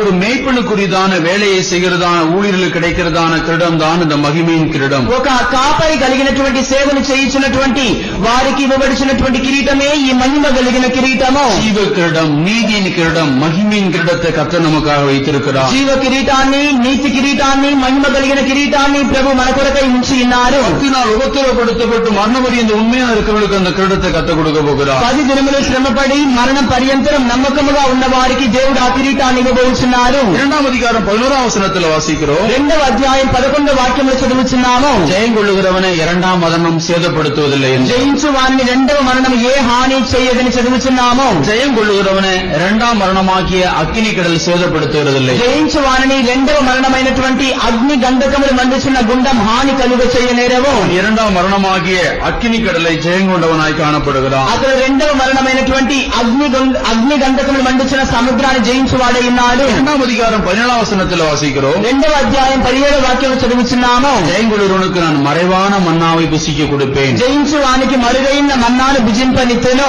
இஸ்ரவேல் ஜனங்களுக்கு கொடுக்கப்பட்டதான மன்னா எல்லாருக்கும் பொதுவாக பாளையத்தை சுற்றிலும் பெய்திருந்தது. ఇశ్రాయేలు ప్రజలకు ఇవ్వబడినటువంటి మన్నా అందరికీ సమిష్టిగానే పాలెం మధ్యలో పోయబడి ఉండెను. அந்த மன்னாவை எல்லாரும் புசித்து ஜீவித்து வந்தார்கள். ఆ మన్నాను వారందరూ భుజించి జీవించి వచ్చిరి. ஆனாலும் அந்த மன்னா இப்பொழுது மன்னா அது மகா பரிசலத்துக்குள்ளே அந்த மன்னா வைக்கப்பட்டதான் அந்த பொற்பாத்திரத்துக்குள்ள போய் அது உடன்படிக்கையின் பெட்டிக்குள்ளாக போய் மறைந்திருக்கிறது. ఇప్పుడైతే ఆ మన్నా అనునది అతి పరిశుద్ధ స్థలములో ఉన్నటువంటి మన్నా ఉంచబడిన ఆ బంగారు పాత్రలోనికి వెళ్లి అది నిబంధన మందసములో ఇప్పుడు దాచబడి ఉన్నది. மறைவான மன்னாவை புசிக்க கொடுப்பேன். దాచబడి ఉన్నటువంటి మన్నాను నేను భుజింపనిత్తెను. ஒருவனுக்கும் கிடைக்காதான மறைவான தேவ சமூகத்தின் ஆகாரத்தை கர்த்தர் நமக்கு புசிக்க கொடுப்பான். ఎవరికి దొరకనటువంటి మరుగైన దేవుని సన్నిధిలో ఉన్న ఆహారాన్ని భుజింపడానికి ప్రభు మనకిచ్చును. வெண்மையான குறிக்கல்லை கொடுப்பேன். ఆయన తెల్లని రాతిని ఇచ్చును. அந்த கல்லின் மேல் எழுதப்பட்டதான புதிய நாமத்தை கொடுப்பேன். ఆ రాతి మీద చెక్కబడిన క్రొత్త నామమునిచ్చును. நம்முடைய தேவன் நமக்கு ஒரு புதிய நாமத்தை தரிப்பிப்பார். మన దేవుడు మనకు ఒక నూతనమైన నామాన్ని ధరింపజేయును. 2వ అధికారం 26వ వచనத்தில் వాసిக்கிறோம். 2వ అధ్యాయం 26వ వాక్యంలో చదువుతున్నాము. ஜாதிகள் மேல அதிகாரம் கொடுப்பாராம். జాతుల మీద ఆయన అధికారం ఇచ్చును. எல்லா ஜாதிகளையும் இரும்பு கோலால் அவர்கள் ஆளுகை செய்வார்கள். సమస్త జనములను ఇనుప దండముతో ఆయన ఏలుబడి చేయును. எல்லா ஜாதிகளின் மீதும் ஆளுகை செய்யத்தக்கதான அதிகாரத்தை கர்த்தர் கொடுப்பார். సమస్త జనముల మీద ఏలుబడి చేయు అధికారాన్ని ప్రభు అతనికి ఇచ్చును. 28వ వచనத்துல விடிவெள்ளி நட்சத்திரத்தை அவனுக்கு கொடுப்பேன் என்று சொல்லுகிறார். 28వ వాక్యమందు వేకువ చుక్క నిచ్చెదనని చెప్పుచున్నారు. விடிவெள்ளி நட்சத்திரம் என்று சொல்கிறது மேய்ப்பர்களுக்கு நம்பிக்கை கொடுக்கத்தக்கதான நட்சத்திரம். వేకువ చుక్క అని చెప్పబడుచున్నది కాపరులకు ఒక నిరీక్షణ ఇచ్చే గుర్తై ఉన్నది. ஒரு நம்பிக்கையான ஜீவியத்தை கர்த்தர் நமக்கு தந்திருக்கிறார். ఒక నిరీక్షణ కలిగిన జీవితాన్ని ప్రభు మనకు అనుగ్రహించి ఉన్నారు. விடிவெள்ளி நட்சத்திரத்தை அவனுக்கு கொடுப்பேன். ఒక వేకువ చుక్కను నేను అతనికి ఇచ్చుదును. 3వ அதிகாரம் 4వ వచనத்தில் వాసిக்கிறோம். 3వ అధ్యాయం 4వ వాక్యంలో చదువుతున్నాము. அவர்களுக்கு வெண்வஸ்திரத்தை கொடுப்பேன் என்று சொல்லுகிறார். వారికి తెల్లని వస్త్రములు ఇచ్చుదునని చెప్పుచున్నారు. அவர்கள் பாத்திரவான்களபடினால வெண்வஸ்திரம் தரித்து என்னோடு நடப்பார்கள். వారు అర్హులు కనుక తెల్లని వస్త్రము ధరించుకొని నాతో కూడా సంచరించుదురు. அவர்களுக்கு வெண்வஸ்திரம் தரிப்பிக்கப்படும். వారికి తెల్లని వస్త్రములు ధరింపజేయబడును.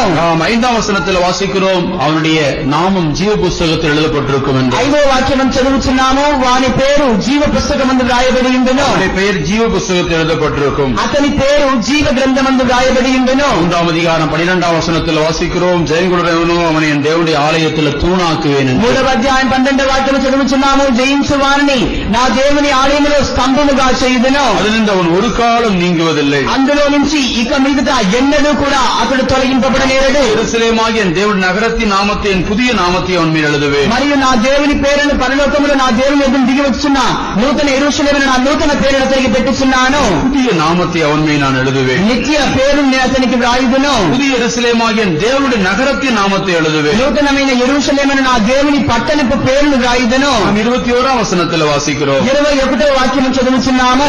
அவன் என்னுடைய சிங்காசனத்திலே என்னோடு உட்காரும்படி அருள் செய்வேன் என்று சொல்லுகிறார். జయించు వారిని నాతో కూడా నా సింహాసనమందు కూర్చు నిశ్చితులు నేను వ్రాయిచున్నారు. அருமையான கர்த்தருடைய பிள்ளையே, ప్రియమైనటువంటి దేవుని యొక్క బిడ్డ, உன்னுடைய ஜீவியத்துல இந்த ஜெயத்தை பெற்றுக் கொள்ளுகிறதுனால நித்திய அநேக ஆசீர்வாதங்கள் நித்தியத்துல சுதந்திரித்துக் கொள்ள முடியும். నీ జీవితంలో ఈ జయాన్ని పొందుతున్నందువలన అనేక విధమైన నిత్య ఆశీర్వాదములు నీ జీవితంలో పొందగలుగుతావు. உன்னுடைய வாழ்க்கையில எவைகளெல்லாம் தோல்வியின் பகுதியில் என்று ஆராய்ந்து பார். నీ జీవితంలో ఏవేవి ఓటమి యొక్క భాగములు ఉన్నవో పరిశీలించి చూడము. நீ பொல்லாங்கானை ஜெயிக்க முடியாத விஷயங்களை எண்ணிப்பார். నీవు దుష్టుని జయించలేని విషయాలను లెక్కించి చూసుకునము. உன்னுடைய மாம்ச இச்சைகள்ல நீ ஜெயிக்க முடியாமல் கஷ்டப்படுவதான காரியங்களை எண்ணிக்கொள். నీ శరీర ఇచ్చలలో నీవు జయించలేకుండా కష్టపడుచున్న కార్యములు నీవు తలంచుకొనము. இந்த உலகத்துல உன்னால ஜெயிக்க முடியாத காரியங்கள் எதெல்லாம் இருக்கிறது என்று எண்ணிக்கொள். ఈ లోకములో నీవు జయించలేని కార్యములు ఏవైతే ఉన్నావో నీవు తలంచుకొనము. எரிந்த நாணல முடியாமலும் மங்கீரிய திரிய அணையாமல் இருக்கிற ஆண்டவர் நம்முடைய மத்தியில் இருக்கிறார் என்பதை விசுவாசித்துக் கொள். నలిగిన రెల్లును విరువకుండాను మకమకలాడుచున్న జనుగనాలను ఆర్పివేయకుండా ఉండే ప్రభువు